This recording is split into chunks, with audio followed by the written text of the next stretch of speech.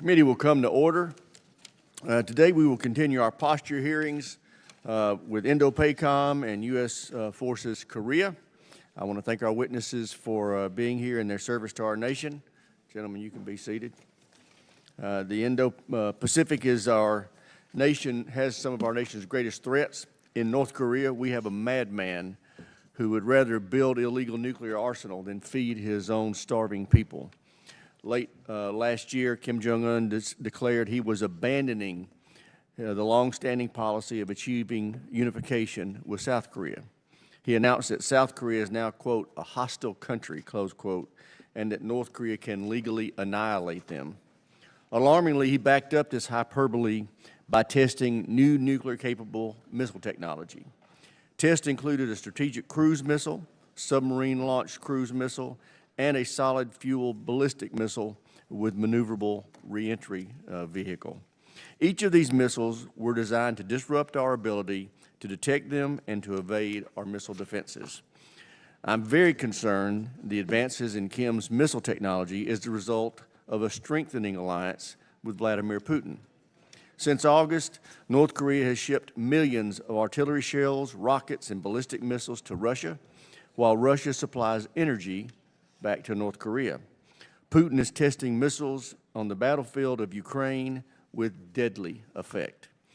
And Kim is using this firsthand knowledge to improve his missile technology and tactics, something he'll rely on if war erupts on the Korean Peninsula. But Kim is not the only Asian ally Putin has cultivated to support his illegal invasion of Ukraine. Shortly after the invasion, Putin and President Xi entered into a, quote, no limits, close quote, partnership. And while China has not yet provided weapons to Russia, Xi is providing Putin with critical economic and security assistance. This includes dual-use materials and components for weapons. Xi can afford to do so because he continues to invest heavily on building a modern military. Earlier this month, the PRC announced it was raising its defense budget by 7.2% in 2024. It's the third year in a row in which China has increased defense spending by 7% or more. This unprecedented level of defense spending is paying off. The PLA is fielding modern military systems like hypersonic weapons and fifth-generation fighters. They can project power well into the Pacific with a 340-ship Navy that includes a new aircraft carrier and nuclear-powered ballistic missile submarines. They've improved their ability to conduct joint operations with more realistic exercises and new AI-driven technologies that will shorten the kill chain. And they're building a modern nuclear arsenal at a dizzying rate. China's extraordinary military buildup is certainly concerning. But what's most alarming is the increasingly provocative actions Xi has taken in recent years, such as pushing out China's borders with new defense agreements and military bases on foreign nations, threatening our allies in the region with reckless ship and aircraft intercepts, and attempting to coerce Taiwan with military exercises and a near daily airspace incursions simulating an invasion of the island. We have no choice but to take Xi's threats seriously.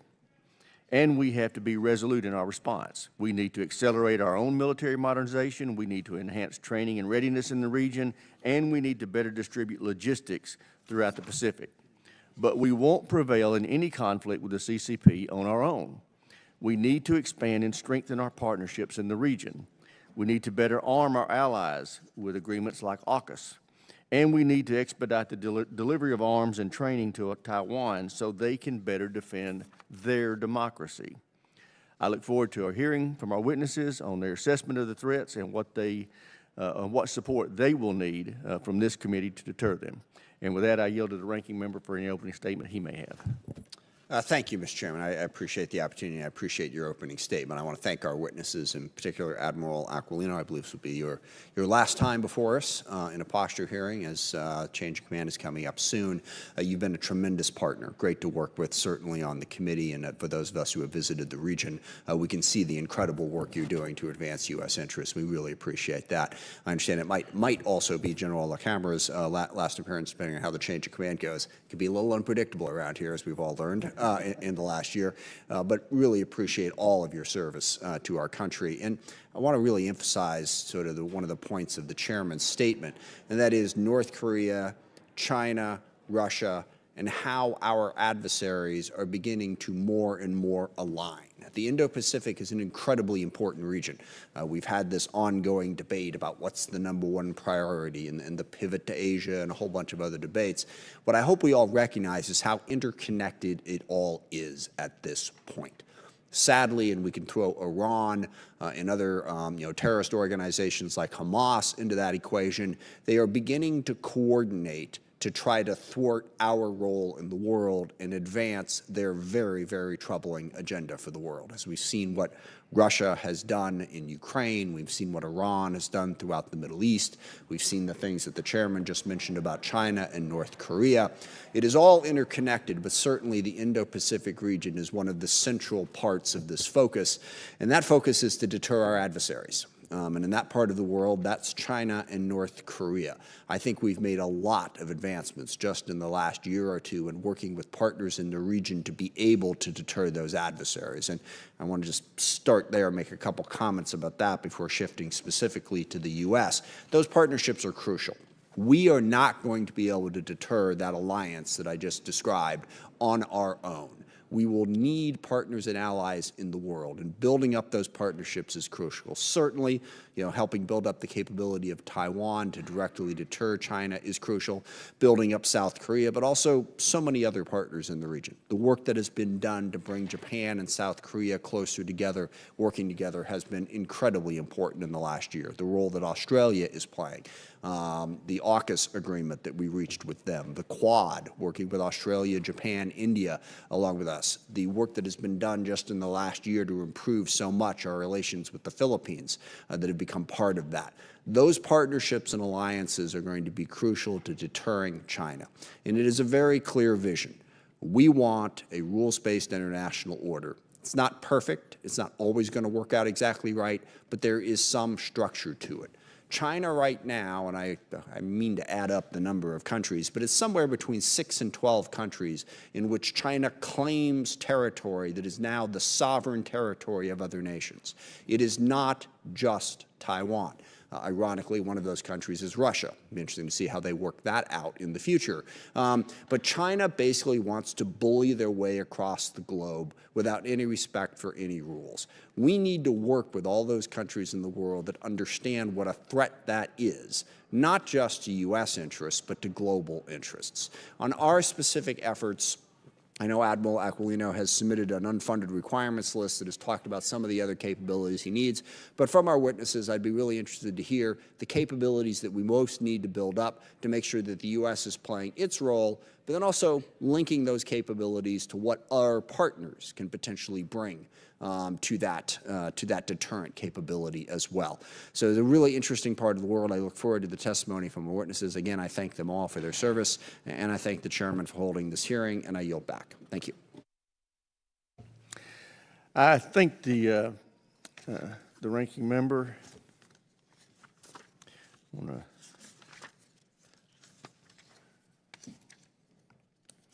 introduce our witnesses. First, we have the Honorable Ely Ratner, Assistant Secretary of Defense for Indo-Pacific Security Affairs, Admiral John Aquilino, U.S. Commander, United States Indo-Pacific Command, and that is going to be your last time testifying. Your service to our country has been admirable, and we're going to miss you. I don't think you're going to miss us, but we're going to miss you. General LaCamera is the Commander, United States, United Nations Command Korea, and U.S. Combined Forces Command, U.S. Forces Korea. Also, you have done a great service to our nation, and I appreciate you. And I hope this is not your last time before us. But we'll start with Dr. Ratner. You're recognized for 5 minutes. Chairman Rogers, Ranking Member Smith, distinguished members of the committee, thank you for inviting me to testify today about how the Department of Defense is strengthening peace, stability, and deterrence across the Indo-Pacific region. I'm pleased to be joined today by Admiral Aquilino and General LaCamera for what will likely mark our last time sharing a witness table together and I want to thank both of my colleagues for their years of military service to the United States, including as we have worked together closely these past 3 years.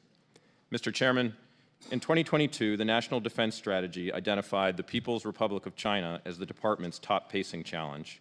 Since then, Russia's lawless war in Ukraine has continued into its 3rd year.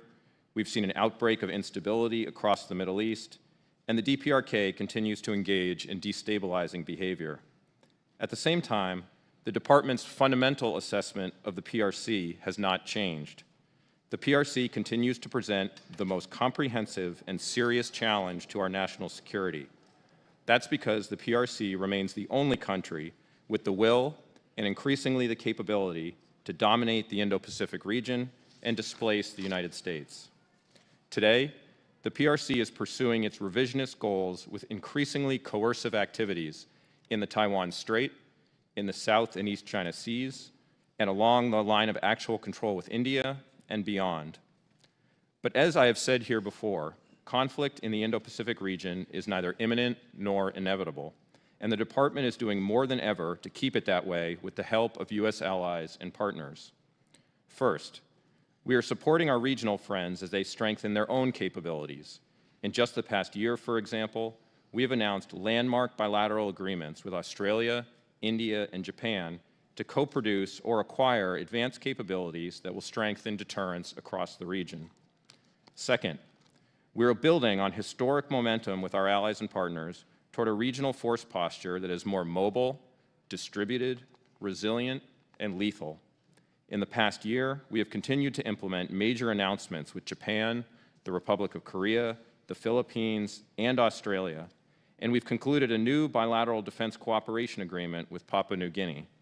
Thanks to the leadership of members here, the United States will also extend the economic assistance at the heart of our compacts of free association with 3 key Pacific Island partners into the 2040s. Third, we're building new initiatives that deepen ties between our Indo-Pacific friends. For example, after President Biden's Camp David summit with President Yoon of the ROK and Prime Minister Kishida of Japan, our 3 countries delivered on a multi-year trilateral exercise plan, and we fully activated a real-time DPRK missile warning data sharing mechanism. With Australia, we are working together to integrate Japan into our force posture initiatives. With Thailand and Indonesia, our marquee bilateral exercises have expanded to feature participation from across the region, and we're investing in the next generation of regional defense leadership with our friends in ASEAN. Finally, we're delivering cutting-edge capabilities in the near term and investing in the capabilities our military will need to maintain deterrence in the long term. That's why the President's budget seeks major funding for our air power, sea and undersea power, nuclear triad modernization, space capabilities, cybersecurity, and more. We're also developing new operational concepts that will integrate these capabilities, enhance our warfighting advantages, and ultimately strengthen deterrence. Mr. Chairman, with the support of Congress, the Department has delivered significant results in recent years to strengthen peace, stability, and deterrence in the Indo-Pacific. Even so, we remain clear-eyed about the substantial and growing challenges ahead, and we know that meeting them will require heightened urgency, attention, resources, and strong partnership with Capitol Hill. Thank you for your time and attention, and I look forward to your questions. Thank you, Dr. Ratner. Admiral Aquilino, you're recognized. Chairman Rogers, Ranking Member Smith, and the distinguished members of the committee, thank you for the opportunity to be here again this year. This will be my last time, Chairman. I will miss all of you. We've had many great interactions, and I hope to be available if you need me in the future. I do want to thank my family for their support during the most challenging tour that I've had in my time. And after 40 years of service, I can unequivocally state that the sacrifice our service members make is a family affair, and I couldn't have done this job without mine. Will you suspend just a moment? Will y'all? I would like somebody from the staff to stand outside this door and make sure we keep it closed and ask people who have ingress and egress to come through the anteroom. I'm sorry, Admiral. Go ahead. Thanks again, Chairman. The last 3 years have been the honor of my lifetime. Commanding our soldiers, sailors, airmen, Marines, Guardians, Coast Guard men, and the civilians who work tirelessly alongside our allies and partners to keep the nation safe and to ensure a free and open Indo-Pacific. And I need to thank all of you. Our work together and your support, especially in establishing the Pacific Deterrence Initiative, the American people should know that your efforts to focus our country's resources on addressing the most pressing national security challenge our nation has ever faced are making a difference. But we have much more to do, and we have to go faster. When I assumed command, we established the Seize the Initiative approach to implement the National Defense Strategy. In order to deter our adversaries, we challenged the joint force to think, act, and operate differently. And we all ought to do that. While progress has been made, the risk is still high, and it is trending in the wrong direction. Seize the Initiative has been challenged by the delayed delivery of construction, advanced capabilities, and in some cases resources to persistently project and maintain forces west of the international date line. While modernization of the force and the development of new concepts are essential to our ability to deter, we need to move at the speed of relevance and the pace required to address the rapidly evolving security environment. As required by the NDAA, I have provided my independent assessment of Indo-PACOM's resourcing requirements to inform the Pacific Deterrence Initiative. And for 3 years, the requirements we've submitted have been transparent and consistent. That said, I acknowledge the requirements have grown, and that's due to a couple of things. First, unfunded lists roll over and get included in the requirement. So anything previously unfunded shows up.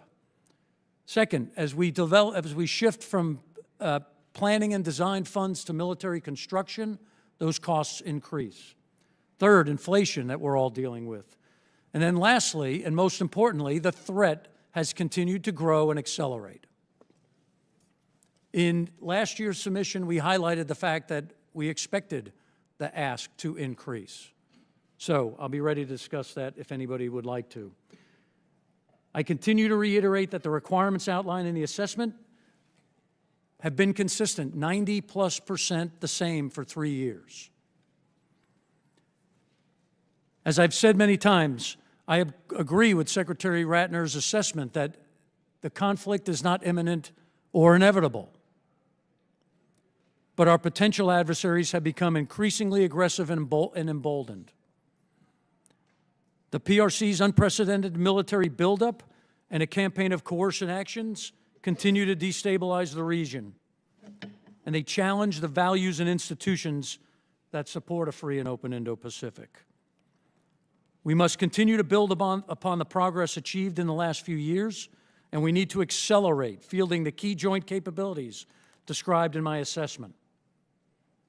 These include the Guam Defense System, our Joint Fires Network and decision superiority capabilities, and AUKUS and the rest of our multilateral agreements with our partners. And as I prepare to depart, again, I do want to thank the Congress for your focus, your challenges, and the many interactions that I've had with almost all of you during my 3 years here. My successor will need your support as well, and I know you will be prepared to give it to him. Chairman, Ranking Member, thank you for the opportunity, and I look forward to your questions. Thank you, Admiral. General LaCamera, you're recognized. Chairman Rogers, Ranking Member Smith, and distinguished members of the committee, it remains my distinct honor to sit before you today as the Commander of United States Forces Korea, Combined Forces Command, and the United Nations Command.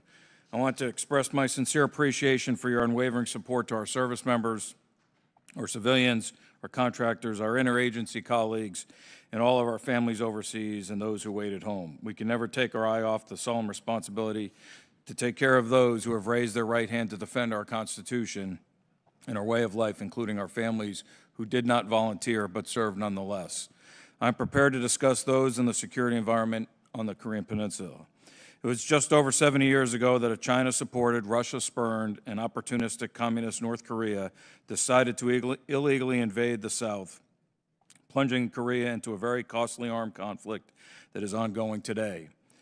22 United Nations states came to the aid of the Republic of Korea then, and 17 of them continue to support armistice enforcement today through the United Nations Command.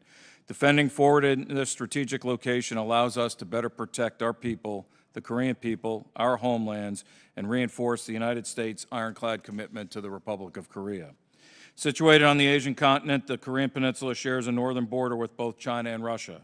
Although UN Security Council resolutions have levied strict sanctions against the Democratic People's Republic of Korea, they have found refuge in their alliance with the People's Republic of China and their revitalized partnership with Russia.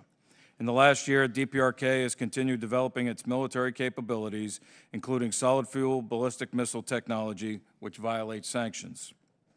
Some of the missile systems that North Korea has been testing threaten countries worldwide. North Korea has also been providing military material support to Russia, assisting in Russia's illegal and indefensible invasion of Ukraine.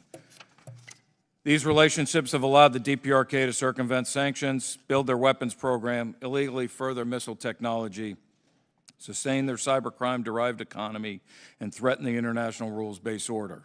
During the same time, the U.S.-ROC alliance continued to adapt to meet the evolving challenges. In April of 2023, the presidents of two countries signed the Washington Declaration, reaffirming our commitment to mutual defense. They also announced the establishment of the Nuclear Consultative Group to strengthen extended deterrence, discuss nuclear strategic planning, and manage the DPRK threat. We have taken substantial and concrete steps to follow through on those commitments. The Republic of Korea has organized its own strategic command, giving us another arrow in our quiver. There have been multiple strategic asset deployments to the Korean Peninsula, including a nuclear ballistic missile submarine and the first B-52 landing in the last 40 years. In August of 2023, the presidents of the U.S., Republic of Korea, and the Prime Minister of Japan met at Camp David for a trilateral summit. This historically significant meeting recognized the importance of advancing the security and prosperity of our people. We have made significant progress and follow-through on the commitments made during the summit, including steps toward the sharing of real-time missile warning data, increased trilateral exercises on the sea, and introduction of trilateral air and cyber exercises. Over the past 3 years, my thinking on operations, activities, and investments continue to evolve. However, what has not changed is my focus protecting our homelands, preparing for combat, and taking care of people. Since readiness is perishable, I will never be satisfied with our level of training and preparedness. As the Republic of Korea and U.S. conduct regular military training activities on the peninsula, I am convinced that DPRK is not only reacting to our activities, but in many ways mirroring them. We must continue to build physical, mental, and spiritual readiness through operations and activities designed to compete in the gray zone with DPRK. To defend the ROC, we must continue to invest in the 28,500 service members, including bi, tri, and multilateral exercises on and off the peninsula, multi-domain training integrating live, virtual, and constructive entities, and continue to experiment with next-generation capabilities in the exact environment where they will be employed. To maintain the armistice agreement, our ironclad commitment, and maintain our combat readiness, we need your continued support and recognition of the threat to the homeland. It is an honor to serve in these three commands. Once again, thank you for all your support, and I look forward to your questions. Thank all the witnesses for their opening statements. I recognize myself for the first questions. Admiral Aquilino, we've seen a growing security cooperation between China and Russia, Iran, and North Korea, especially with respect to the war in Ukraine.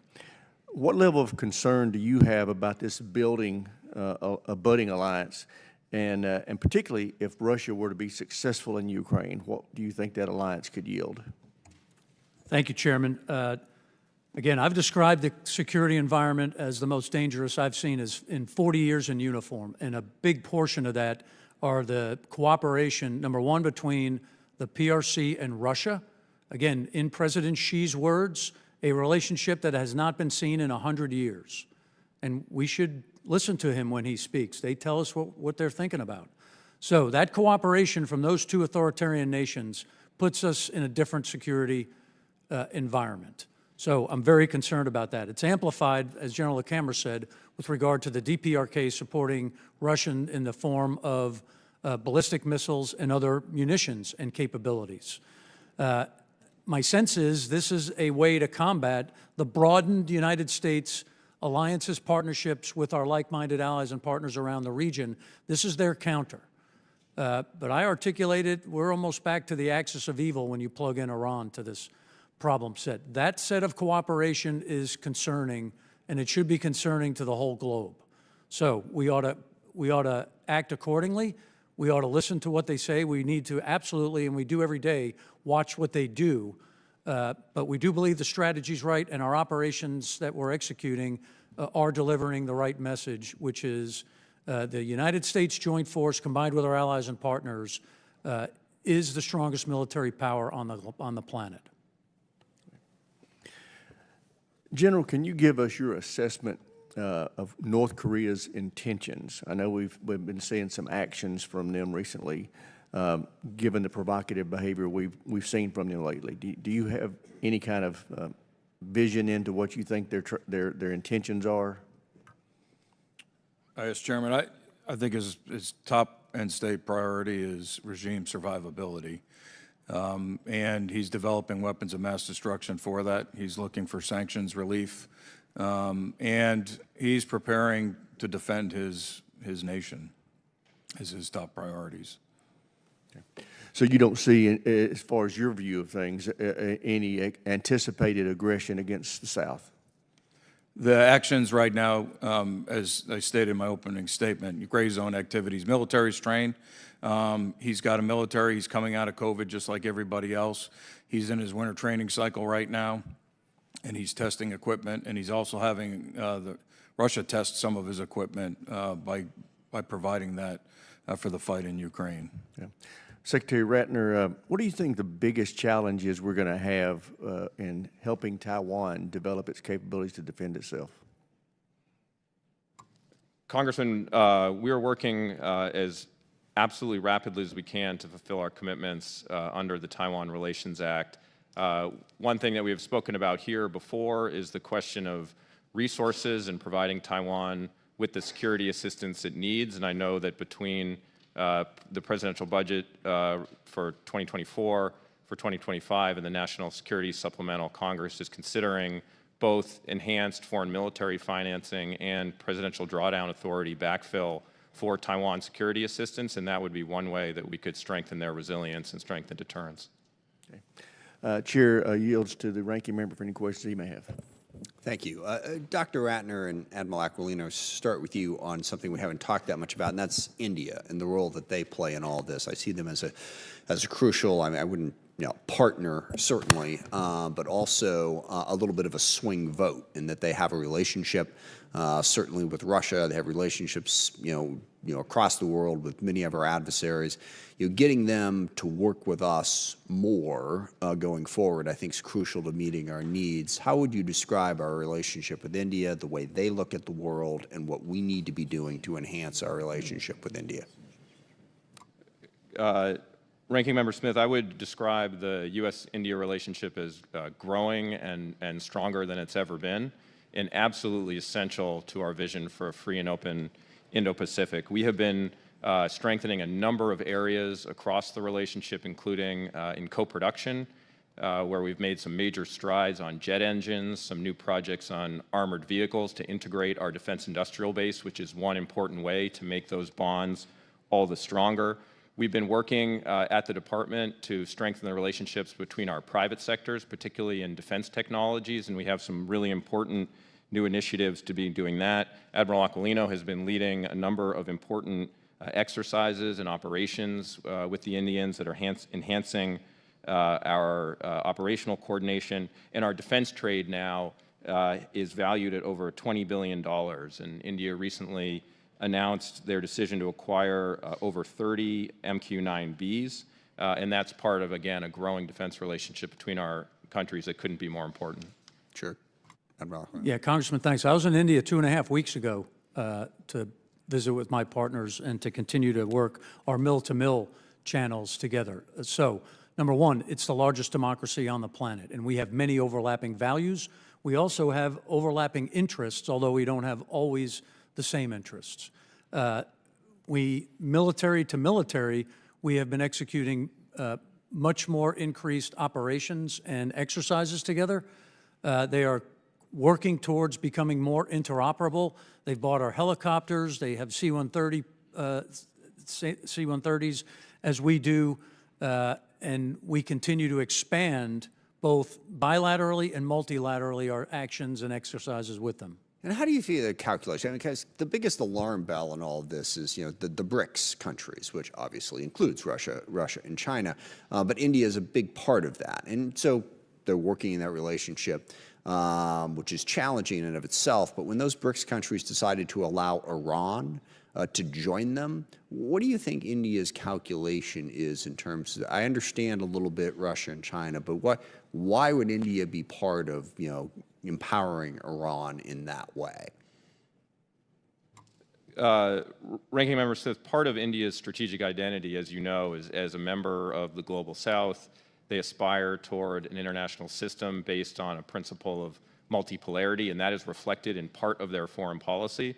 But on balance, they have been trending towards strategic convergence with the United States, and I think we do share a vision for a free and open Indo-Pacific, and we're going to do whatever we can to nurture and advance that part of their orientation. Yeah, and don't misunderstand me. I see Iran as a valuable, crucial partner, and I agree with that. I just think we need to better understand some of their motivations if we're going to move them in the right direction. And then just quickly, Admiral Aquilino, could you give us your current assessment of how China is looking at the Taiwan question? Where do you put the risk? How do you think they're deciding, whether or not to launch a military attack? Thanks, Ranking Member Smith. My view is that China would absolutely like to assimilate Taiwan without a war. And that is evident by their increasingly aggressive, coercive campaign against Taiwan, increasingly deploying ships in the vicinity, crossing the center line with their air assets, entering their ADIZ with their aircraft, adjusting flight paths from China to get much more closer to Taiwan. They're taking all actions to attempt to get the Taiwans to capitulate. Now, I don't see that happening. To back that up, their intent is to build military capability capacity should they need to take action. And as you know, coming out of the last two meetings, they have not over the past number of years denounced the use of force. They continue to keep it on the table. So that's how I see it today. I apologize, I'm out of time. Thank you. I thank the ranking member. We'll now go to Mr. Wilson. Thank you, Mr. Chairman, and thank each of you for being here today. And Admiral Aquilino, it's good to be back with you. We appreciate your service so much. I'm the only member of Congress still serving who has had the opportunity, sadly, to visit Pyongyang, North Korea. I saw firsthand the oppression of the people of North Korea. It's just, it's beyond comprehension, the subjugation of the people there. And when you compare it to South Korea, which is the exact opposite, a country of opportunity for its citizens, and the contrast per capita income is pretty clear. In North Korea, it's $967. South Korea is $44,000. You can't have a clearer example in the world of the difference between socialism and capitalism. With that in mind, you've stated that North Korea is hoping to leverage their assistance, providing 155 artillery shells to war criminal Putin to murder Ukrainians. And they want to, North Korea wants to receive nuclear and ballistic missile capability. What evidence do we have of this exchange of information? We certainly have intelligence information that has shown the support from North Korea to Russia. I'll turn it over to General LaCamera in a second, and that's pretty concerning. And as you've stated, Congressman, all of that technology and all of the funding that Russia might be putting into North Korea continues to go to their military buildup and not their people and to feed them. So that is a concern. Let me turn it over to General LaCamera. Yeah, thanks, Congressman, and it was good seeing you on the peninsula last month. The evidence, I mean, we're still digging into exactly what is being provided back, but KJU has an opportunity with the Russians right now to have some of his technology tested on the battlefield, and not just his missile technology, but his artillery and others. Well, to me, it's really concerning. Obviously, it's a direct threat to the people of South Korea, to Japan, but the ICBM capability to attack and threaten American families. And so whatever you can do, we appreciate. And Dr. Ratner, I'm concerned that there are reports of the People's Liberation Army training at a former U.S. military base in Panama with the Chinese military personnel, possibly 20,000, crossing the southern border into the United States.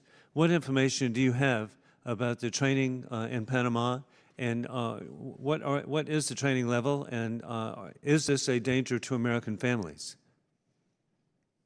Congressman, I haven't seen that report. I'm not aware of a major PLA deployment to Latin America, but I will take that back and respond to you in an appropriate setting. Well, it's so critically important, and connecting the dots is really not that difficult, and that is that if there's a training facility, if there are People's Liberation Army personnel being trained there, and then persons of Chinese military age unaccompanied are coming into the United States due to Biden open borders, every American family is at risk, and this should be a priority of the Indo-Pacific as to the deployment of troops from the Chinese Communist Party. It's that important. Admiral Aquilino, as we see the attack of war criminal Putin on democracy of Ukraine, we are so concerned as to the efforts by war criminal Putin and also their allies of Iran and the Chinese Communist Party. What's your assessment of what the dictatorial governments are gaining by supporting war criminal Putin's invasion of Ukraine? So, Congressman Wilson, thanks. Again, this kind of goes back to Chairman Rogers' question on the linkage between Russia and the PRC. The PRC is certainly watching that conflict, and they're gaining a lot of lessons learned on what gets done right, what gets done wrong. The combination of the two supporting each other, whether it be in the information space or in the UN, is concerning, right? You have a lineup behind the war criminal that you've identified by other nations, which legitimizes the actions. And we have to ensure that we don't support that assertion. Well, again, it's just so important. Connecting the dots again is so easy. War criminal Putin was in Beijing prior to February 22nd, 2022, the invasion of Ukraine, to get a green light. With that in mind, I yield, but thank you for your service. It's more important than ever as we're in a worldwide invasion of dictators into democracies. Thank you. Mr. Chairman, can I just respond to that question quickly? For just a quick intervention, because there has been this dialogue about the connection between the theaters, and I think it is really important to underscore the degree to which standing with Ukraine will help strengthen deterrence in the Indo-Pacific. It will demonstrate that there are costs and consequences for this kind of violence and that the free world will come together. And I think notably, if you look at what U.S. allies and partners in the Indo-Pacific are doing to support Ukraine, that says a lot. From the ROK to Japan to Singapore to Australia, all of these countries are providing support in one way or another to Ukraine because they believe what happens there matters strategically for them in the Indo-Pacific. Hey, it's an unintended positive consequence, just like Sweden and Finland. I yield back. Thank you, Mr. Wilson. We'll now go to Mr. Courtney. Thank you, Mr. Whitman, and thank you to all the witnesses. And I want to join my colleagues in terms of expressing our respect and admiration for Admiral Aquilino's service and the fact that he's always, I think, understood that we are an independent, separate branch of government, and your testimony has always, been accordingly treated us in that fashion. Admiral Aquilino, yourself and your predecessors, Admiral Harris and Admiral Davidson, have repeatedly testified at these hearings over the years to stress the importance of our submarine programs in the Indo-Pacific. And page 21 of your testimony talks about how it's the undersea domain's getting a little more crowded out there with Russia now with a Pacific fleet, the Severodvinsk and the upgraded kilos that are out there. Can you just express again, for the record, how critical is the mission of U.S. attack submarines in maintaining a free and open Indo-Pacific? Certainly, Congressman, thanks. Again, the United States' asymmetric advantage of undersea capabilities, we are second to none, and that is a domain that we need to maintain superiority, we need to maintain capacity, and we need to maintain the industrial base that supports it. So again, I should say, as you work the supplemental, thank you very much for the $3 billion identified towards in supporting the industrial base, the Indo-Pacific, Taiwan, and as Dr. Ratner said, the linkage between the Ukraine support and the support for the Indo-Pacific can't be separated. But we need to maintain those investments in the undersea sets of capabilities because they allow us to be dominant. No, and I agree with you about the submarine industrial base funding, which, again, is spread between not just production but also maintenance, which is a critical effort that we need to protect. But as Admiral Harris used to say over and over again, quantity is also quality in terms of our fleet. We have a budget that came over that will decommission three Los Angeles class submarines and cut procurement from 2 to 1, the first time in 13 years.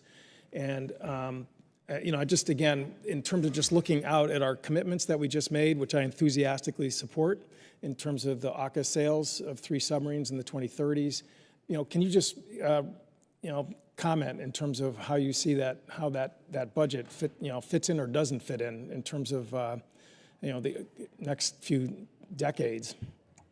Thanks, sir. So again, with the capabilities that the PRC are producing, delivering, and continue to support, their numbers and their capability and capacity are increasing. That's a conscious decision by the CCP to support a 7.2% defense increase despite an economy that is on the decline. And I agree, we are at a point where the capability being produced does have a quality all of its own as it applies with capacity. It is the world's largest Navy right now. It is soon to be the world's largest Air Force as they continue to produce. So across all joint force capabilities, you know, I don't support a reduction of capacity in the theater so that we can continue to deliver the deterrent effects we need. Thank you. I mean, this is not the budget hearing at this point, but you know, clearly the top line for the Virginia and shipbuilding in general is lower than 2024. And as I said, the net numbers really, I think, have raised tremendous concerns amongst our colleagues. Really quickly, you know, we've seen in recent news accounts about the fact that you know, Philippine fishermen are getting rammed in the East China Sea area and South China Sea area. Can you comment about whether there's any, like, even version of a mill-to-mill communication to try and sort of reduce these types of episodes and incidents, either with the Philippines and the Chinese Navy or the U.S. or Indo-PACOM? So there are procedures in place to avoid dangerous and unsafe accidents. We've been doing it for decades. Call regs is that current environment or procedural set of guidance. Additionally, with the PRC, we have, the United States has a code for unplanned encounters at sea that should also separate and avoid those things. The Philippines can use those. They have communicated with the PRC, yet the PRC continues to execute this belligerent, dangerous, and aggressive activity to prevent Filipino fishermen from executing their rights inside of their exclusive economic zone at Scarborough Shoal. And they have also prevented the resupply of the Philippine forces on Sierra Madre at Second Thomas Shoal. Those are not based in legality. The 2016 tribunal has ruled that the PRC has no legal claim to the area of Second Thomas Shoal, yet they continue to drive a perception that, and they articulate that that is Chinese sovereign territory. It is not. I thank Mr. Courtney, and we'll now go to Mr. Lamborn. Thank you, Mr. Chairman. Thank you all for testifying. Admiral, I'd like to congratulate you on your upcoming retirement and for 4 decades of service to our country. Admiral Aquilino, when you appeared before this committee last year, I said that accelerating the development of our offensive and defensive hypersonic capabilities was a top priority. My colleagues agreed, and Congress mandated that we field a defensive capability by 2029.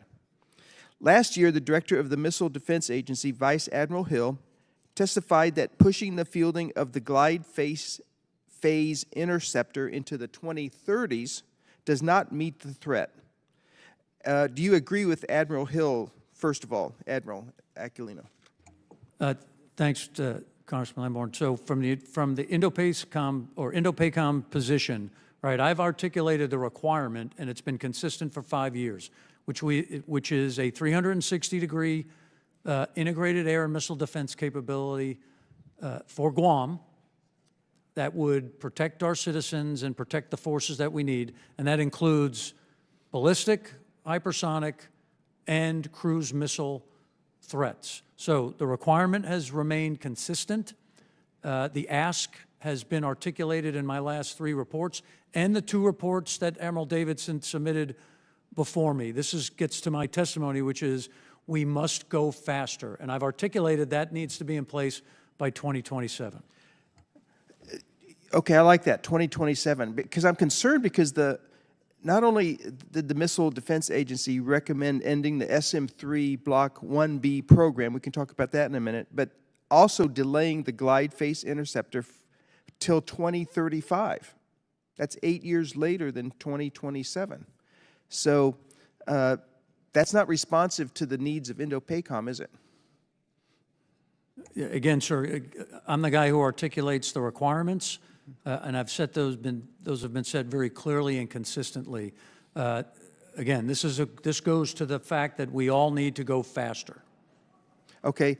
And are you also concerned about the recommendation in the fiscal year 25 budget request to terminate the primary sea-based missile defense interceptor in the fleet, the SM-3 Block 1B? For the requirements that I've set, Congressman, doesn't matter to me what provides it. If there are capabilities that deliver to provide those defense against cruise, ballistic, and hypersonic threats, I'm going to be okay. So I'll have to go back and look at that particular weapon and effector to see if it impacts what we need based on the requirements. I haven't heard that there's a concern at this point. Well, if you could get back to us on that, that would be very helpful. We also know, for instance, from Dr. McCormick testifying in front of a Strategic Forces Subcommittee hearing that China has the world's leading hypersonic arsenal, that we are falling behind China in that particular regard. Can you explain the value of having a conventional offensive hypersonic capability that Indo-PACOM could use? To execute the strategy and to deliver the deterrent effects we need, Congressman, it's combined through what we talk about as decision superiority. Again, the Chinese will continue to develop weapons that they believe have advantage and deliver vulnerabilities to the United States. We need to negate those vulnerabilities, and we need to take advantage of our capabilities that outmatch theirs. So the criteria that I've asked for and the way we talk about decision superiority is in the form of blind, see, and kill. I need to prevent the adversary from being able to close their kill chains against our forces. That's the blind piece. The see is persistent awareness and understanding of everything in the battle space at every second, real time. And then the kill are the networks and the effectors are weapons that allow me to deliver effects if tasked, such that we can act and deliver those effects at speed well in advance of our adversary. Well, specifically, would Indo-PACOM be able to use a conventional offensive hypersonic capability, and would having that somehow be destabilizing, even though China has that as well today? Yeah, we have certainly identified the need for that. There are some capabilities that exist. The Chinese have put production capability in their place, and we must get to that same place. I don't think it would be destabilizing. Thank you so much. I yield back. I thank Mr. Lamborn. We'll now go to Ms. Jacobs. Thank you, Mr. Chairman, and thank you to our witnesses. I wanted to first talk about Papua New Guinea. As you know, in April 2022, the Biden administration identified Papua New Guinea as a partner country to prevent conflict and promote stability pursuant to the Global Fragility Act. Last year, the administration released a 10-year strategy. As part of that strategy, the interagency has committed to improve justice systems and professionalize security forces. The GFA requires the interagency to align all activities in priority countries. So, Assistant Secretary Ratner and Admiral Aquilino, can you both discuss the ways in which Indo-PACOM is prioritizing its engagement in Papua New Guinea to professionalize security forces and promote justice and accountability, and how you're coordinating with the State Department and USAID on those activities? Maybe I'll start and then turn it over to Admiral Aquilino. Thank you for the question. And in fact, last week I had the opportunity to testify before the Senate Foreign Relations Committee alongside Assistant Secretary Crittenbrink from the State Department and Michael Schiffer from USAID on the Pacific Islands in particular to talk about the whole of government approach, because as it relates to the Pacific Islands, only 3 of them have militaries. We do security cooperation throughout the region. But this is very much an effort in which our development finance and diplomacy are front and center. So those, we coordinate with them very closely. As it relates to Papua New Guinea in particular, as you know, last year we signed a defense cooperation agreement, a historic agreement with Papua New Guinea. I had the opportunity to travel down there with Secretary Austin for the first visit ever by a Secretary of Defense to Papua New Guinea. And we have managed to sign a new shipwrighter agreement that allows for Coast Guard cooperation. We can help them with maritime domain awareness. And we are working under the Defense Cooperation Agreement to strengthen their own capability, as well as to explore possible access and infrastructure opportunities for the United States, both maritime and air. And I know Indo-PACOM site survey teams have made one trip down there already late last year and are going to be executing a second one soon. So we're moving out on that agreement. Congresswoman, I've been to Papua New Guinea twice, and I hosted the delegation that negotiated the DCA at my house prior to the agreement. That's the amount of importance that I take as it applies to PNG. Historically, if you go back to World War II, we operated from bases there, both airfields and seaports, and it's critical for the support that we would need. Plus, the people there are wonderful, and they have many of the same values that we do, of freedoms and the desire to have a voice free of coercion. What we've done to date, Dr. Ratner highlighted, I have teams there in Leh that have identified what it looks like to take the next step, which is to support construction of capabilities. And we're going to continue to work to build those out, assuming that the funding is authorized and appropriated. So really important. Thank you, and thank you for that. And we'll continue monitoring, since the Global Fragility Act implementation is a big priority of mine.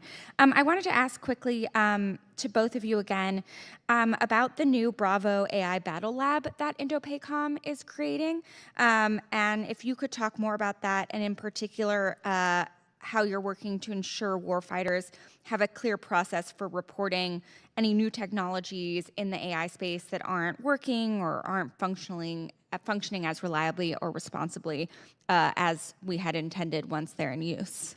Yeah, I think that one's for me, Congresswoman, thanks. So that Battle Lab is used to develop and build our Joint Fires Network. I talked about the KILL, which is both the network and the weapons that allow me to close kill chains across great distances.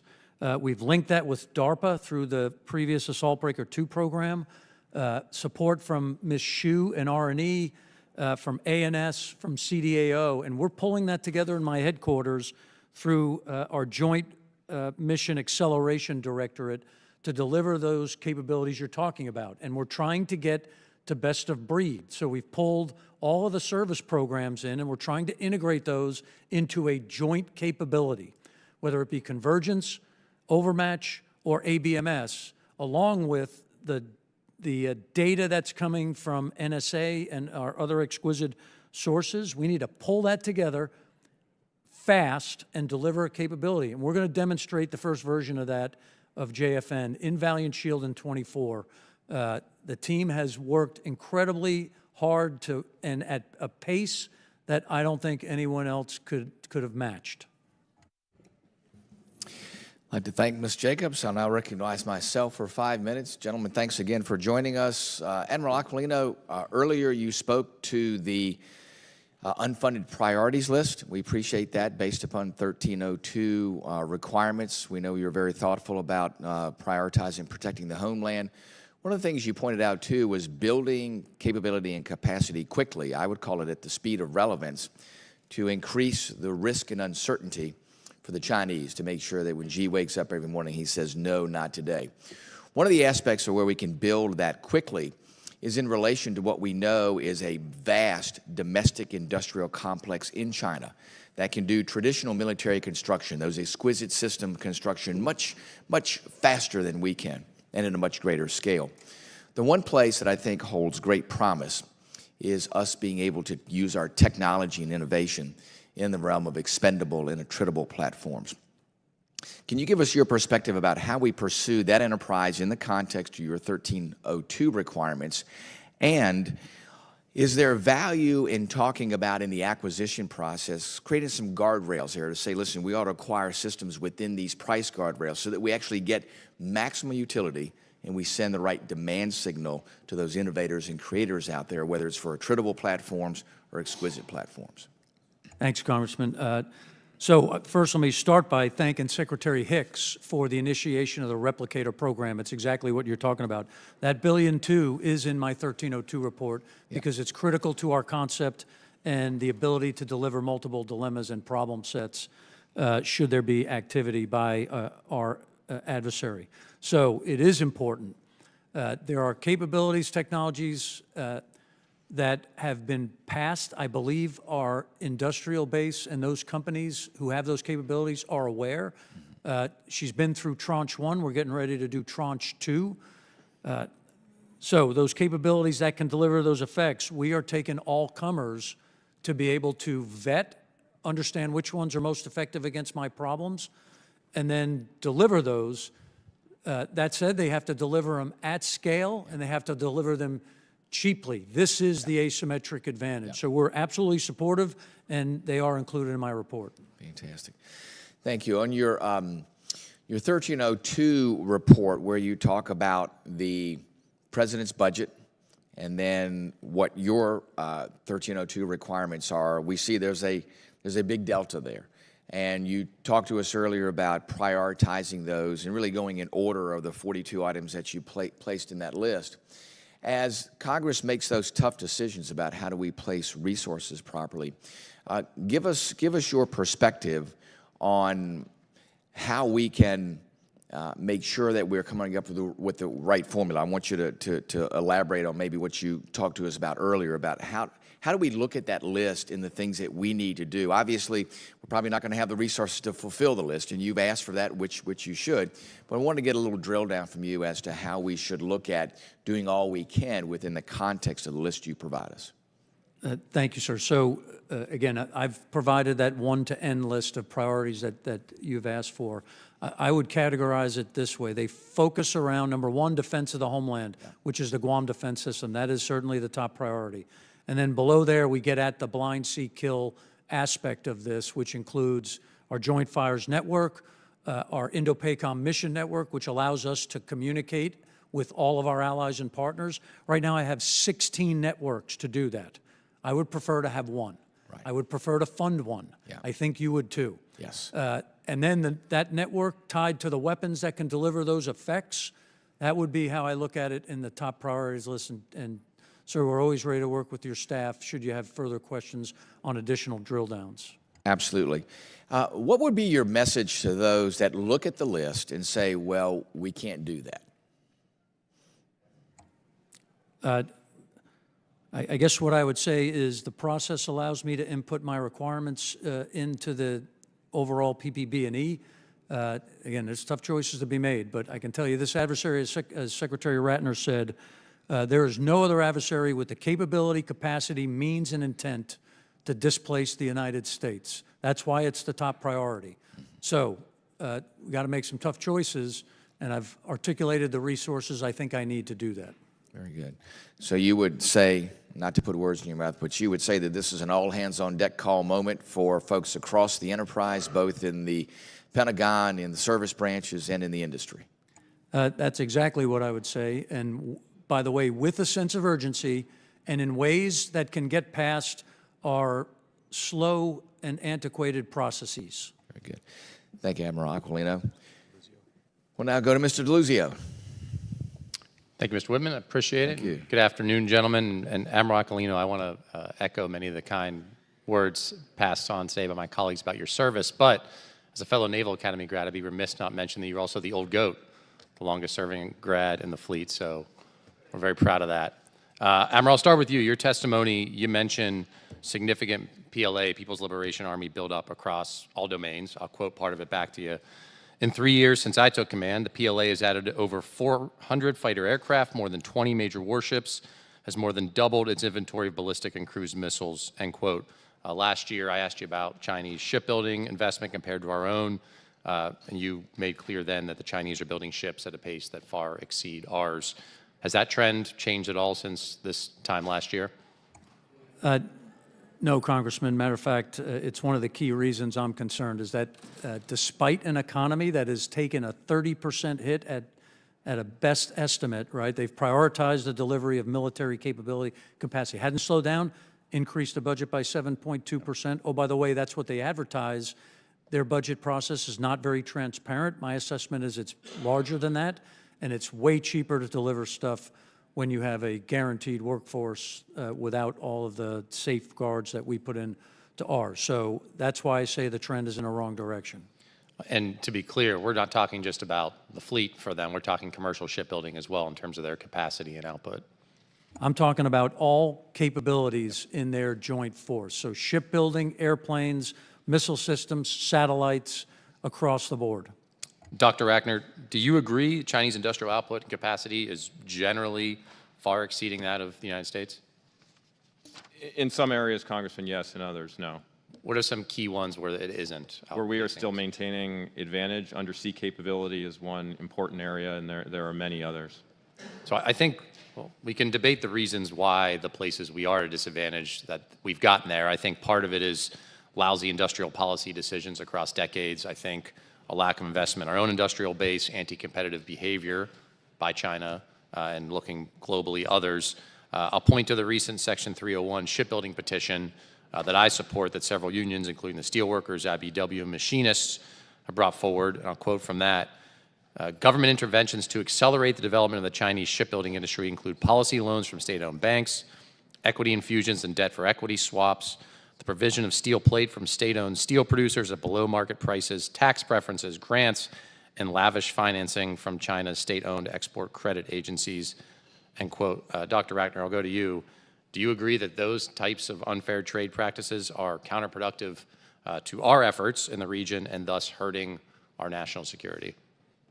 Yeah, there's no doubt, and those are long-standing issues that we have had with their industrial policy. I guess, Congressman, what I would say is that, look, the 2022 National Defense Strategy was the first ever that identified the PRC as the United States top pacing challenge. And since that time, the administration has been moving to realign the budget toward the China challenge and toward the requirements that Admiral Aquilino has identified. This year's budget would invest $2.3 billion more in Indo-PACOM than last year. That's a nearly 20% increase.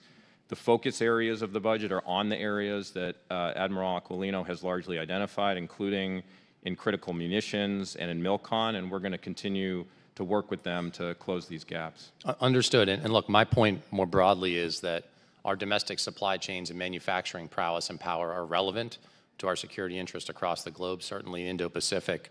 All the things we need to produce ships, submarines, aircraft, whether it's engines, pumps, valves, steel, you name it, we should be doing things like we were doing with semiconductors. And I'll close with my particular concern around steel and proposed sale of Pittsburgh-based U.S. steel to a Japanese company. Of course, our Japanese friends are important regional partners of ours, but I oppose the deal, which I think will hurt folks in my part of Pennsylvania, but also undermine our security interests in manufacturing and industrial leadership. I've been proud to see President Biden also oppose it, and my hope is we see more American icons like U.S. Steel and others rise and be there to deliver for our industrial base. So with that, Mr. Whitman, Mr. Chairman, excuse me, I will yield back. Gentleman yields back. Chair now recognizes the gentleman from Tennessee, Dr. Desjardins. Thank you, Chairman. This was not an original question, but after seeing some of the unfunded mandates and your shortfall in funding, in an open setting, can you say roughly what you are needing to be ready to fight tonight? Yeah, thanks, Congressman. Again, I would categorize it around the defense of Guam system to be able to protect those citizens and our military capabilities there. It's the aspect, or it's the assets that deliver the ability to blind see and kill our adversary in the form that I've described with regard to persistent battle space awareness and a real-time capability with the networks and weapons that close the kill chain. There's capability, and again, in that report from 1 to N, there's a variety of different sets of capabilities that deliver those three things broadly. So that's where I would start. And then there's, again, a number of things. We'll be ready to talk in detail. Is there a rough number in billions? The shortfall that I've identified is $11 billion. $11 billion? Yes, sir. Okay. I bring that up because right now on the Hill, the here and now, we know what's going on in Israel. We know what's going on in Ukraine. We know what's going on in the southern border. We see a supplemental emergency request for $100 billion. I think $65 billion to go to Ukraine, $14 billion to Israel, a little bit of money for the border. But this isn't maybe the time or place to have that in an emergency funding, but is it approaching that level compared to those other crises that we're facing as Congress and funding? Where would you three fit this urgency in terms of funding? Because we're talking $11 billion. There's $100 billion hanging out there waiting to be voted on. Where does this fit in that picture? So I would say this is in addition, and this is the request for the 25 budget, Congressman. Again, I think the supplemental that you're debating, number one, we need it quickly. Number two, everything that's in there, again, there's a bunch of it that's been identified that supports the Indo-PACOM needs. There's $3 billion for infrastructure for the ship maintenance and other things. There's $1 billion for Indo-PACOM requirements. There's $2 billion in support for Taiwan. Those are all critical needs for Indo-PACOM. But additionally, all that other money that is supporting the Ukraine problem set also provides a deterrent value for Indo-PACOM, right? A inability for Russia to succeed is a deterrent for President Xi in Indo-PACOM. So it's a large number, but it's all tied, and it is beneficial if you look at the global security environment. Yeah, I guess I'd just like to see your shortfall included in there as part of that. And I get what you're saying, that it is indirectly, but maybe directly, considering the urgency of this threat, we ought to be looking at it in that light as well. Thanks, Congressman. I also would like to see it in there. Yes, sir. Secretary Ratner, last year China's military power report, the department dedicated a significant amount of the attention to the PLA's growing nuclear capabilities. The report estimated that China had over 500 operational nuclear warheads today and will have over 1,000 by 2030. Is there a reason that you refrain from publishing estimates beyond 2030? I believe there was previous iterations reported something like 1,500 estimated warheads by 2035, but such estimates tend to be either an underestimation based on the scale and speed in which Chinese nuclear buildup is occurring. Can you have or do you have an up-to-date estimate past 2030 that you can share with the committee today? Congressman, I don't have an open source estimate to share in this context, but you're right, we do aim every year to provide the most up-to-date figure in our annual military power report to Congress, and we'll aim to do that again this year. Okay. Are you seeing any signs of cooperation between either technical, strategic, or otherwise between the PRC and Russia in terms of their respective nuclear forces? Congressman, they're certainly engaging in dialogue on advanced military capabilities. I think that question would be better answered in a classified setting. Okay. Also, you're probably going to say the same thing here. We know there's 300 ICBM silos at this point. Do you believe they've loaded any of these, or do you not know? Again, happy to provide information on that in a classified setting. All right. Thank you. Okay, fair enough. I'm about out of time, so I'll stop there. Thank you all for being here today. It means a lot. Gentleman yields back. Chair, and I gentleman yields back. Chair, and I recognize gentleman from California, Mr. Carbajal. Thank you, Mr. Chair, and thank you to the witnesses for being here today. Sometimes when talking to officials within the department, or even some members of the House, it sounds as if China invading Taiwan in the next few years is a foregone conclusion. Well, I think it's critical that we be prepared for such a scenario where Taiwan is taken by force. We should be pursuing every option to prevent a conflict in the region. Admiral Aquilino, in your submitted testimony, you speak about the 4 lines of effort and the need to move faster on them to reduce the risk of conflict in the near and midterm. Can you speak to your efforts to move faster on these lines of efforts? Do these lines of efforts also help us reduce the risk of conflict in the long term? Thanks, Congressman. Yeah, absolutely. The PRC will be a competitor with the United States today, tomorrow, and in the future. They're not going away. So the strategy articulates that. All of the actions and the approaches and the 4 pillars that we've set up, which are posture, our operations, capabilities, and allies and partners, are designed to give us a sustained, persistent advantage. And by moving faster, that reduces the risk in the near to midterm, and then continuing to modernize and deliver those capabilities and things we need in the long term will maintain that advantage. All of it, the entire strategic approach by Indo-PACOM is designed to prevent this conflict. Thank you. We have seen China rapidly accelerate in advancement of space capabilities, particularly with the increase in launch cadence. Mr. Ratner, does China's increase in space activity raise cause for concern? How do partnerships like Five Eyes help us and our allies maintain an advantage within the space domain in this AOR? Congressman, absolutely is an area of concern, and it's an area we do see China rapidly modernizing and investing. And it is an area in which we are working with our allies and partners, including our Five Eyes partners, to think about how we can manage that capability. And the allies will be an essential part of our response, including our own investments here at home. Thank you. Mr. Ratner, actually, Admiral Aquilino, can you speak to how maintaining superiority in the space domain is important to countering the threat of China in your AOR? And do you feel you have the capabilities needed to maintain space superiority?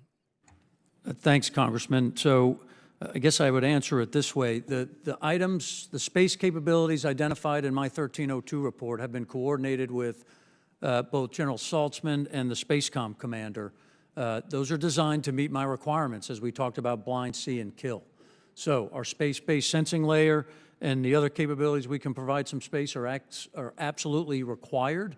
They also generate and support the survivability and protection of my force. So they're absolutely critical, and I'm aligned with both Spacecom and Space Force as it applies to the asks that are in my 1302 report. Thank you. Mr. Ratner, islands in the Indo-Pacific are already feeling the effects of climate change and feel the burden more than most regions in the world. Can you speak to how climate change impacts our readiness in this region and what the Biden administration is doing to counter this? Well, thank you, Congressman. And it's a really important question. And as we have been seeking to deepen our partnerships in the Pacific Islands, one of the principles upon which those partnerships is based is that we are meeting our partners where they are and working with them on what their top priorities are. And we hear again and again and again from our partners that they are quite concerned about the challenges of climate change. I had the opportunity just within the last couple of weeks to meet with the Deputy Prime Minister of Papua New Guinea, who was here visiting Washington, and have had the opportunity to engage other Pacific Island leaders who are concerned about this. And it affects our interests as well, insofar as we have seen the effects of major storms, whether at Guam or other facilities, affect our installations. And so as it relates to the department itself, our force posture initiatives and our infrastructure are focused on building climate resilient infrastructure in the region. And of course, more broadly, we're approaching the climate issue from a whole of government approach, and the State Department and other members of the interagency are vital to that. Thank you, Mr. Chair. I'm out of time. I yield back. Thank the gentleman. Admiral, I want to follow up briefly on, he just made the inquiry about your space capabilities. I didn't notice any requirements or any unfunded request on space. Were there? Yes, Chairman, and we can highlight it with your staff. There's about you would, please. 4 different capabilities listed in there. Thank you. Chair, I recognize the gentleman from Wisconsin, Mr. Gallagher. Thank you. Admiral Aquilino, good to see you again. Is it correct that the President's budget includes barely half or 58% of the capabilities and priorities that you list as critical in your Seize the Initiative report? Congressman Gallagher, so we've identified a requirement of 26.5, of which there's an $11 billion shortfall. So the total cost of where we're short is about $11 billion. Yes, sir. And can you explain to this committee and the American people the consequence of failing to find that funding, which includes money for things like defending Guam and the Joint Fires Network? Yeah, I think I would define it in the form of time, Congressman. So this intent for urgency and to move faster, any delays in those fundings or reduced fundings push everything out, and then those capabilities we've asked for deliver not in a relevant time or in a time where they don't deliver the deterrent effect soon enough. So the $11 billion is important to find. Do you know how much expired funding was canceled from the Defense Department last year and returned to the Treasury, where it sits in abeyance for 5 years and then evaporates? Do you know how much? I don't have that number, sir. The answer is $11 billion, which is the amount of money you need for your critical priorities list.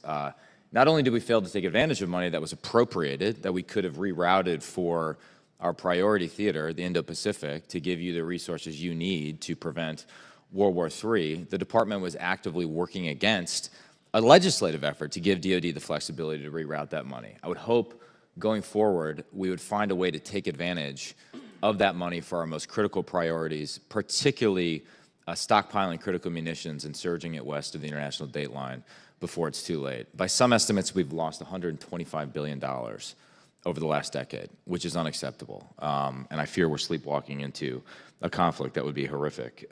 Dr. Ratner, you know, in recent years, we've seen increasing attempts by the CCP to expand their political and economic relationships in the region. I think the Solomon Islands security deal caught a lot of people by surprise. It was doubly disheartening given just the history we have and the fact that a lot of Marines paid with their lives for Guadalcanal, and I think the same geographic logic that made it important in World War II makes it important today. All the islands, I mean, they're less than 0.4% of the world's landmass, but their EEZs are something like 14% of the worldwide total. We narrowly have avoided failing to renew the Compact and Free Association States agreements. I guess, if you were to advise this committee to be paying attention to something that flies under the radar, that isn't as sexy as, say, the defense of Taiwan or, you know, what we do with Japan and Guam itself, where would that be? Where in the region do we need to be spending more time and attention so we can avoid the CCP doing something like they did in the Solomon Islands? Well, thank you, Congressman, and fully agree with you that the renewal of the COFA agreement was a really important bipartisan achievement for Congress. That's an area larger than the continental United States that will now be more free and more peaceful because of it. Look, I think we have a clear understanding of the PRC's strategy in the Indo-Pacific and globally. We've articulated that in the China Military Power Report. They are looking to gain influence and power, and they are looking to divide U.S. allies and partners. There are the areas that are fundamentally important and of the focus of this committee, and there are areas where they're pursuing new initiatives, including overseas basing initiatives, which might be one of those areas. Just to answer your question very specifically, the Military Power Report has articulated places where we believe the PLA is pursuing basing opportunities in South Asia, in Africa, potentially in the Western Hemisphere. That may be an area of additional committee attention.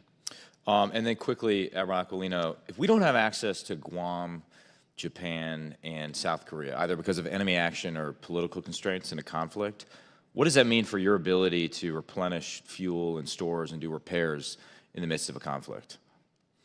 Yeah, Congressman, again, our strategy has been to diversify, and again, if you look at the posture asks that we've had, they certainly are broad and expansive across the theater. That's designed to ensure that if there's any places that we are unable to use, that we do have alternative places to use. Some of those are land-based, some of those might be sea-based. So again, the approach that we've laid out, I think, takes into account resilient, redundant, and flexible.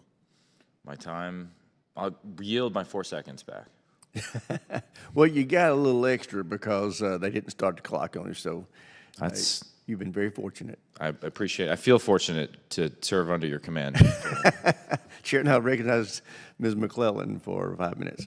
Thank you, Mr. Chairman, for convening this hearing today and for our witnesses for being here. I want to follow up, echo concerns raised by Representative Courtney about the President's budget only including enough funding for procurement of 1 submarine a year instead of the standard 2. The Pacific Deterrence Initiative was established in the fiscal year 2021 NDAA to enhance U.S. defense posture in the Indo-Pacific region by modernizing and strengthening U.S. armed forces, improving logistics, and building our cooperative capabilities with allies.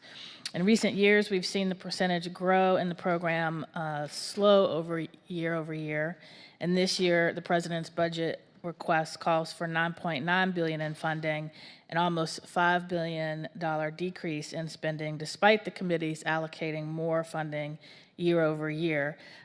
Can you, Secretary Ratner and Admiral, explain the decision to request a cut in funding here, and does the PDI have everything that it needs to be as effective as possible?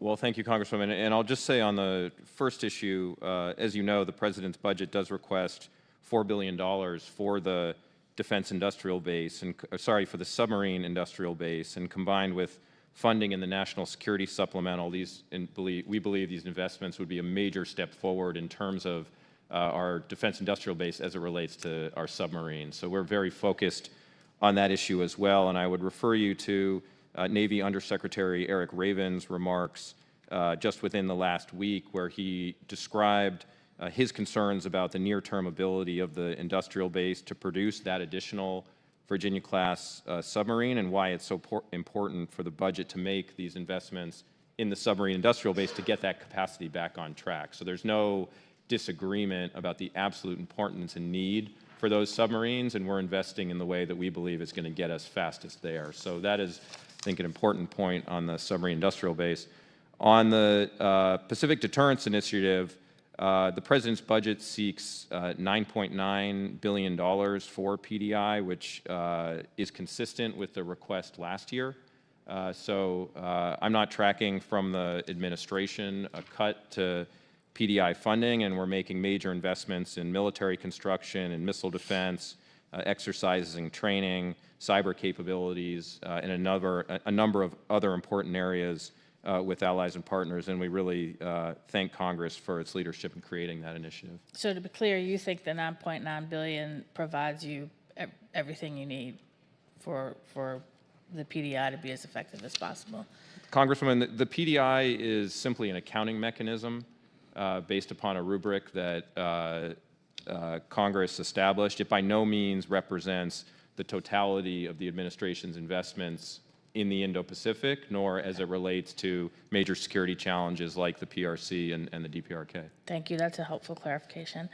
My staff recently had the chance to travel to Japan and meet with our security partners there, who expressed concerns that shipbuilding and repair capabilities are located almost exclusively in the United States, and that in times of war or during a conflict, this could severely constrain our combat capabilities if we had to send ships back all the way back to Hawaii or San Diego for repairs.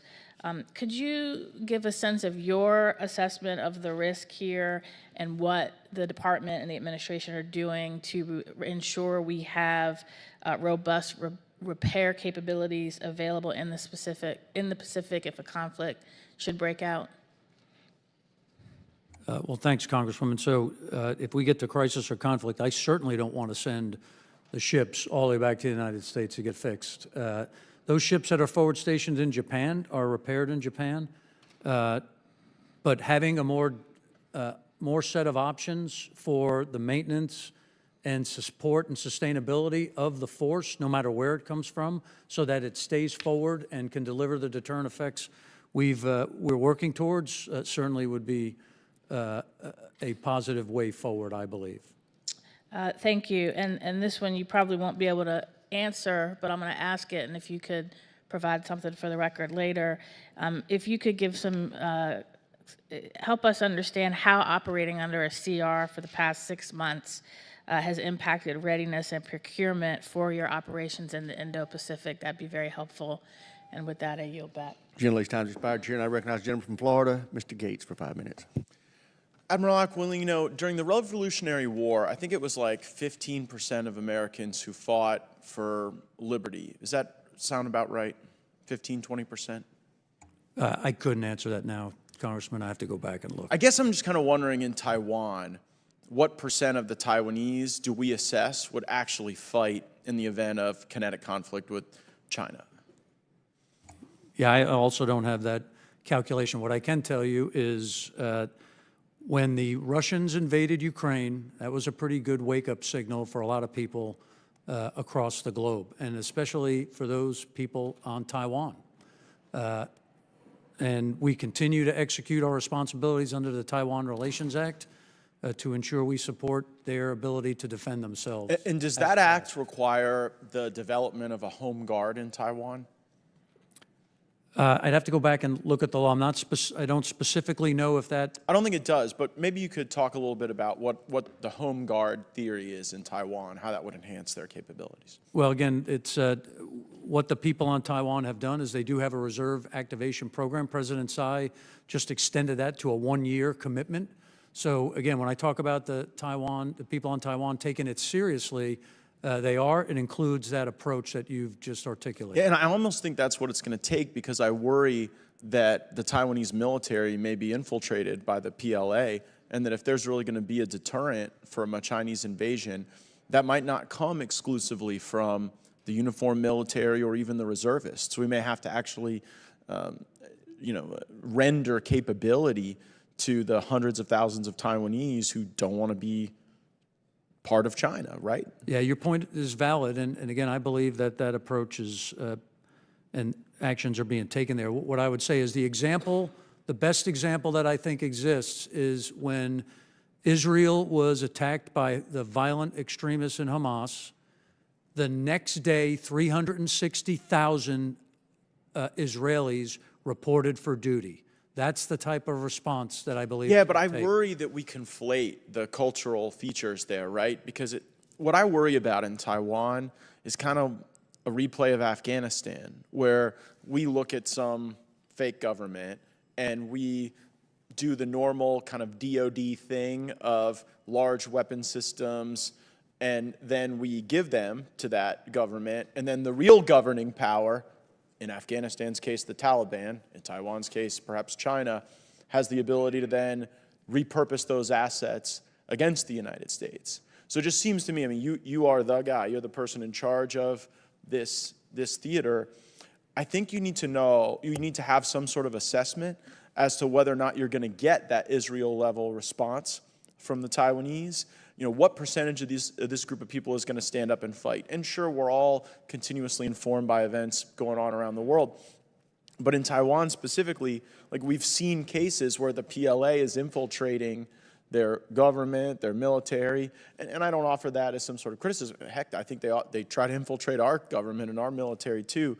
But I worry whether or not we're going to be able to rely on the uniformed service there. So is there a plan at DoD to kind of make these assessments about a home guard and to ensure that you have small arms in the hands of these people that might deter a Chinese invasion? Congressman, there absolutely is, and I'd love to talk to you about it in a classified setting. Great. No, it's good to know. And is that consistent with this porcupine theory that we think about often with Taiwan? I don't use the term porcupine theory. A lot of people do. Why don't you use it? I hear it a lot on this committee. Well, again, I would articulate it in a way that is in alignment with the law, which is we're providing the people on Taiwan the ability, capability, and training to be able to defend themselves in time of conflict. That by itself, with regard to a strong Taiwan sets of capabilities, is a strong deterrent. Yeah, I just think this is a real important piece of the homework to emanate from this is to, you've talked about the Taiwan Security Engagement Act. I get that, but I think you and I are both a little unclear as to the extent to which that authorizes the work with the Home Guard that we really need to convert Taiwan into an effective porcupine, because I assess that this is all about time. China cannot endure an extended war with Taiwan. They can't endure the sanctions. They can't endure the other consequences. And so if we can demonstrate to them that that's going to be a longer period of time, I think that pushes out the inevitability of a kinetic conflict with China. So appreciate the exchange, Mr. Chairman. I yield back. Gentleman yields back. Chair, and I recognize the gentleman from Massachusetts, Mr. Keating. Well, thank you, Mr. Chairman, and I'd like to thank our witnesses for their service. As a person who's a ranking member on House Foreign Affairs Committee on Europe and former chairman, I just have a question for Admiral Aquilino too. There's a recent report that I find concerning that Hungary and China have inked an agreement allowing Chinese police to patrol streets in Hungary alongside their local counterparts. They say it's to boost their security, in well-trafficked tourist areas. But what I'm concerned about is that China's penetrating in security services dealing with a NATO ally. Could you speak to the importance of not only just cooperation, but solidarity among our NATO allies in terms of dealing with Indo-Pacific and taking a united approach on these issues, and concerns about China's activities in that regard, and talk to the importance of that relationship as it affects our policy in the Indo-Pacific? Yeah, thanks, Congressman. So again, we're a globally integrated world like no one's ever seen before. The PRC's intent, as Dr. Ratner stated, is to achieve an advantageous position, not just regionally, but globally, with regard to some of their basing, their interaction, and their intent to separate the United States from our relationships with allies and partners. The police support is a way that they do that. They just don't do it in Europe. They're doing that exact model in the Pacific Islands. So it's a foot in the door. It's a way to get power, influence, and the ability to take further actions and set the stage for what you described. Now, that said, I do talk to my counterparts. You will hear from all the other combatant commanders the activities and actions that China is taking in their AOR, whether it be South America or Europe. And I spoke with General Cavoli last week. We stay close.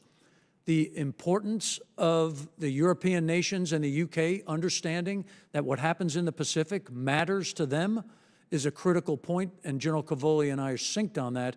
He is telling that story. He visited Japan and Korea 2 weeks ago as he and I coordinate to ensure that we're combating these types of problems from a global perspective. Yeah, I just want to thank you for your work in that regard, because absent Hungary and some of Hungary's activities, I've never seen the cooperation with our European coalition towards the Indo-Pacific greater than it is today, alongside the greater cooperation that you've built in that area to begin with. Dr. Ratner, do you just want to comment on that for a moment? Congressman, I fully agree with you. I think there's a huge opportunity here to work more with our European allies in the Indo-Pacific. They are operating there more. Some of them are resident powers, like France, and we are working with, Indo-PACOM is working with the UK, other important, Germany and others who are sending forces. Canada, not a European partner, but part of the Atlantic community.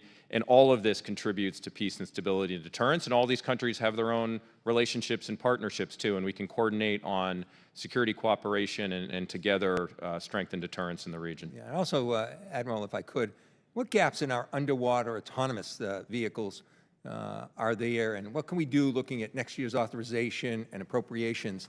Because I find that a particularly important area, and we don't want to have any gaps there at a time when it's more necessary than ever. Yeah, thanks, Congressman. If you don't mind, I'll save gaps discussion for a classified setting. What I would say is, then if you could, just the importance of. Yeah, the importance is critical, right? So the ability to deliver swarming type unmanned attritable capabilities to deliver a problem set for the adversary that they won't be prepared for and would have a really difficult time countering.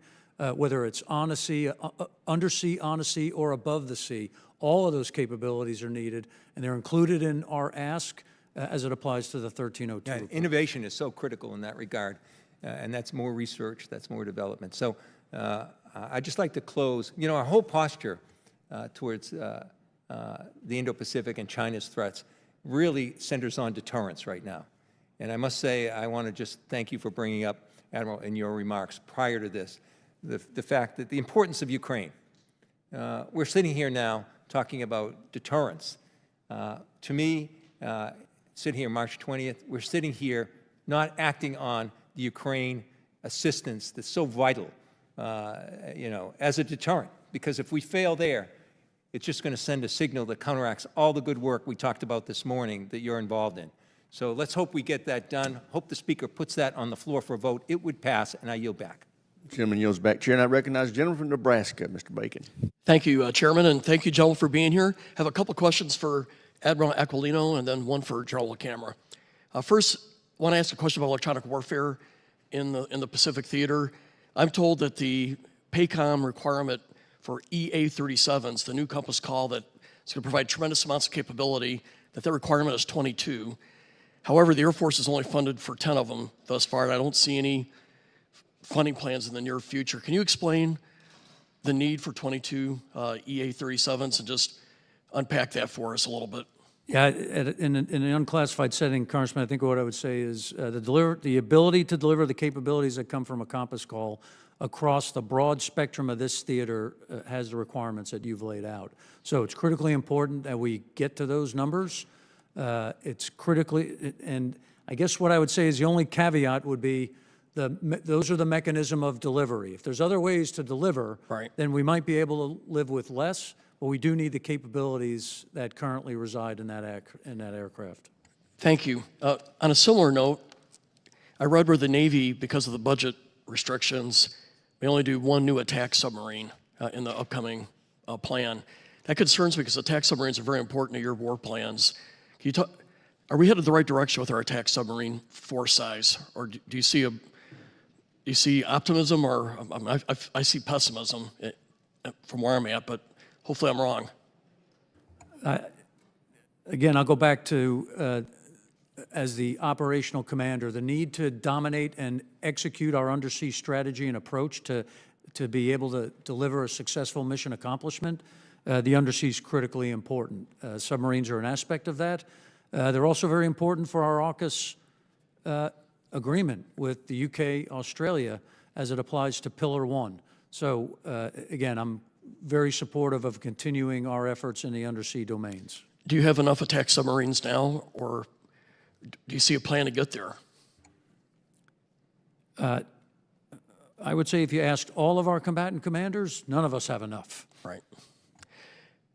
On another similar note, I'm concerned about the Air Force structure. For every new fighter we bring on, the Air Force is eliminating 2.5 fighters or 2.5 aircraft. So we're getting smaller. And I think in the fight that we could have with China, hopefully we don't, we're going to need a bigger force size than we have now. Could you provide a little bit of your perspective on the Air Force? Yes, Congressman, let me make it a little more broadly and then drill down. Number one, it will take the entire joint force. Matter of fact, as you heard Dr. Ratner say, to deter this adversary, it will take all forms of national power, which is the design of integrated deterrence. So as it applies to the joint force, you know, with the capability capacity that the adversary is building, we need to continue our capability advantages, and we need to get to the right capacity. I don't support a smaller force in the Indo-Pacific. And specifically, when you talk about half the globe, most of it is water, all of it is air. You know, we need the right capacity at the maritime and the air component to be able to deliver deterrent effects, and then if deterrence fails, to be able to fight and win. So I don't advocate for getting smaller. I appreciate your perspective, and Mr. Chairman, it just seems like something we have to look at. Our Air Force is getting smaller at a time when it needs to be getting bigger, and it's a concern. General LaCamera, the North Koreans are one of the most impoverished, malnutrition people on the whole globe. How are we trying to reach them? Do we have an adequate Voice of America or those kind of capabilities to communicate with the North Korean people? Because I see that as being perhaps a weak spot for the leader of North Korea. We are not directly from my command. I have met with individuals from the State Department and the things that they're doing. The Republic of Korea tries to reach them. They have non-government agencies. They're sending balloons across the border with messages and limited supplies. But we do not have a direct. It's not part of my mission statement to communicate to them. Thank you. Mr. Chairman, I yield back. Gentleman yields back. Chair, and I recognize the gentleman from California, Mr. Panetta. Thank you, Mr. Chairman. Gentlemen, thanks to all three of you for being here. There was a recent article in The Economist that talked about, that the title was, "Does America's Army's Future Lie in Europe or Asia?" Within that, you had a couple quotes from a couple generals, including James Rainey, who says that basically now we're going to fight under constant observation, constant contact. There is no break, there is no sanctuary. General Harrington goes on to say that China has optimized its forces to attack U.S. satellites, ships, and air bases, however, but not to find, fix, and finish land formations that are distributed, mobile, and networked. And because of that, the article talked about how we've developed these 3 experimental multi-domain task forces, 2 that are in Asia, 1 that's in Europe, and they can do a wide range of things from gray zone and hybrid to kinetic and conventional warfare. So I'd ask if you can expand and elaborate on these MDTFs, 1. 2, though, also last year's NDAA had mandated a permanent stationing of Green Berets on the Kinmen Island near China to train Taiwanese forces when prior SOF, Special Operations Forces, only made an ad hoc presence on and off the island. I was wondering if you could elaborate on the current Special Operations Force mission in Taiwan as well, and if there's any coordination between the 2. Yeah, Congressman, first let me just say the article is incorrect. There is no permanent stationing of U.S. forces there. We can talk in a classified setting for further evaluation, but that is just inherently inaccurate. On the Kinmen Island? Correct. Great, thank you. Now, as it applies to the force that you described, I have a bit of a different view, which is the entire joint force is at risk of being tracked, targeted, and employed against. That is maritime, air, and land. There is no sanctuary for any of the joint force under the structure that the PRC has built. And our actions require movement, maneuver, protection, and all the things that we have to do. But there is no sanctuary on the land, so that I inherently disagree with. Now, that said, I do support the MDTF, and it is focused on delivering the capabilities that I need in the Indo-Pacific AOR.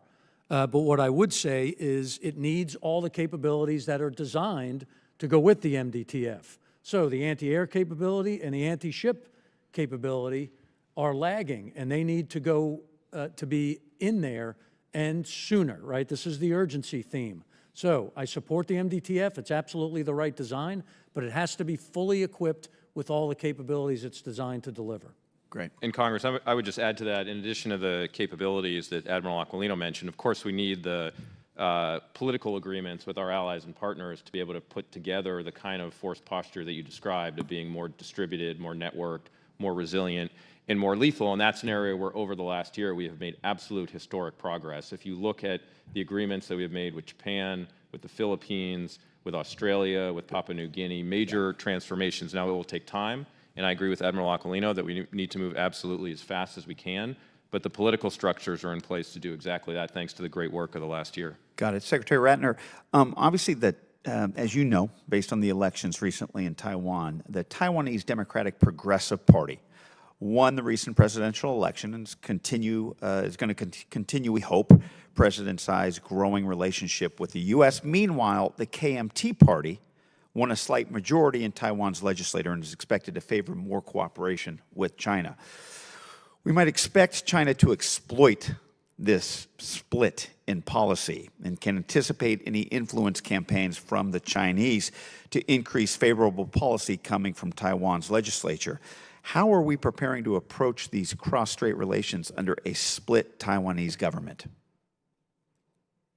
Congressman, we look forward to working with all relevant parties in Taiwan. That includes the incoming administration. And as you know, the DPP won that election again from a leadership perspective. We've had a bipartisan unofficial delegation go out around the time of the election to meet with Dr. Lai. The chairwoman of AIT has, as our envoy, has met with Taiwanese officials, and everything that we have heard suggests we're very encouraged by the message of continuity in terms of the new incoming government.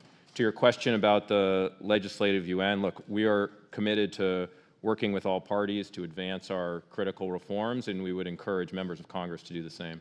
Thank you, gentlemen. Thank you, Mr. Chairman. I yield back. Chair, I recognize the gentleman from Indiana, Mr. Banks. Thank you, Mr. Chairman. Admiral, I saw on your unfunded priorities list that Indo-PACOM believes it needs well over $1 billion more in air and defense, missile defenses. So would you agree that it's an urgent priority for Indo-PACOM to get more air and missile defenses to protect our forces from a potential Chinese missile and air attacks? Senator or Congressman, if you're talking about the Guam shortfall, I think it's about $430 million is that we've identified for the ability to put the Defense of Guam system in place. That includes both some of the integration capabilities and the military constructions that's required. So I have to go back and look at the $1 billion number and where that is. But I do believe we will absolutely need to provide increased air and missile defense to support both the homeland in the form of Guam, and wherever our forces are operating from, I'm required to protect them. So we will need more integrated air and missile defense. Understood. So we agree it's an urgent priority.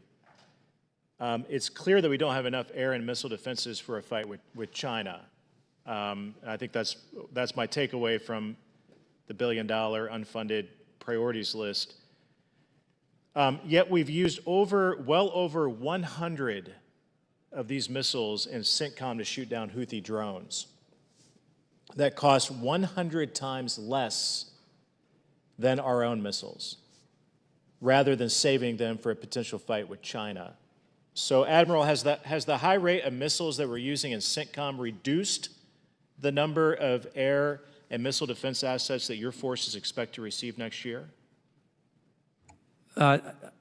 I don't know if I would view it that way, Congressman. I think what I would say is for those missiles coming off the destroyers, those SM-2s are resident in my theater on my destroyers, and we have those.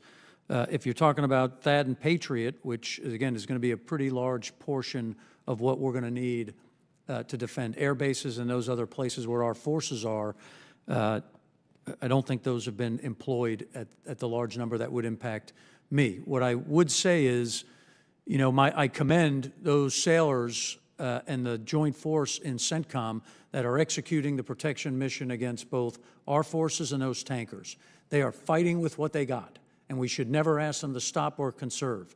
What we do have to do is move forward on our directed energy path to be able to get on the right side of this cost curve. So your point is completely valid, but bottom line, mission success there, I would never ask them to restrict what they need to do. But we do need to make sure that the capabilities that I've identified are delivered at a relevant time, and then we ought to accelerate the technologies that get us back in the right place. Yeah, I appreciate your candor on that, and well put and well understand. Dr. Ratner, has President Biden's failure to deter attacks on forces by Iranian proxies deprived our forces in Indo-PACOM of vital assets that we might need for a potential fight with China, based on what you just heard the Admiral say?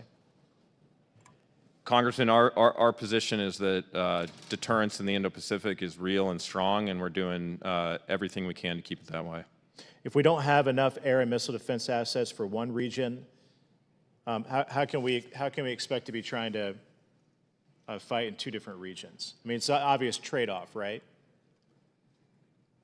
Congressman, look, what I would say is reiterate what I said earlier, which is the 2022 National Defense Strategy identified the PRC as the top pacing challenge, and since then, the department has produced the most strategy-driven budgets in its history, including investing $2.3 billion more than last year on Indo-Pacific priorities, upwards of a 20% increase year on year. So we are doing everything we can to focus on the pacing challenge. All right, thank you. I yield back.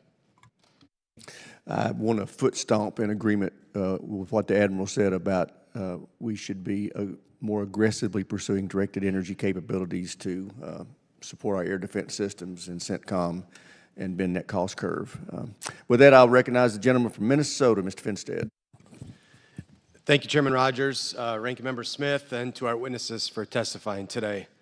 China remains the existential threat to America as an institution and to the American way of life. This is true on all issues, but especially so on critical issues like defense, supply chains, and agriculture. At China's 2024 National People's Congress, the Chinese Communist Party announced a 7.2% increase in annual defense spending. China also had a greater than 7% increase in defense spending in 2023. Over a 10-year average, China has increased defense spending at approximately 7.5% per year. Considering the serious investment that China is making in its defense, primarily to prepare to meet and defeat the United States in war, the budget recently published by the President is woefully inadequate in meeting our top obligation of keeping American citizens safe.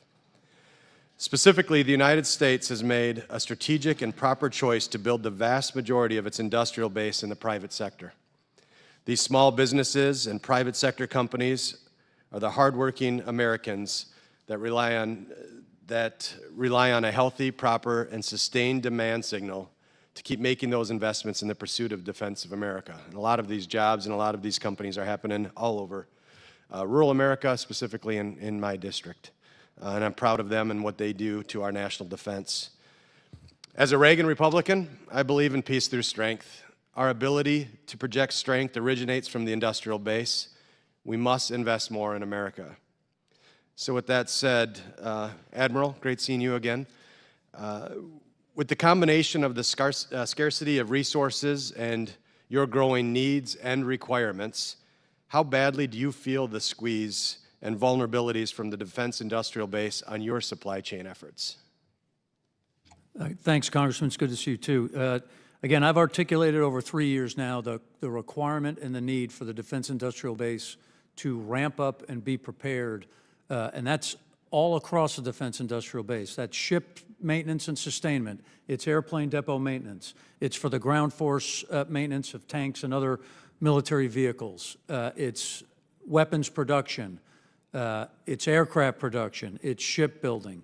So critically important for us to be able to have a footing that enables us to deliver a position of strength, right? This is not just-in-time supply and just-in-time delivery does not work in this security environment.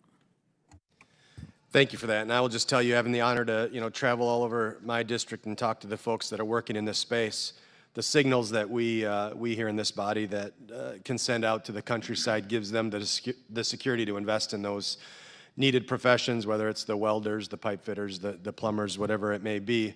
But it also gives that signal to our job providers that there is work to be had, and it's a good long-term proposition for them to invest in.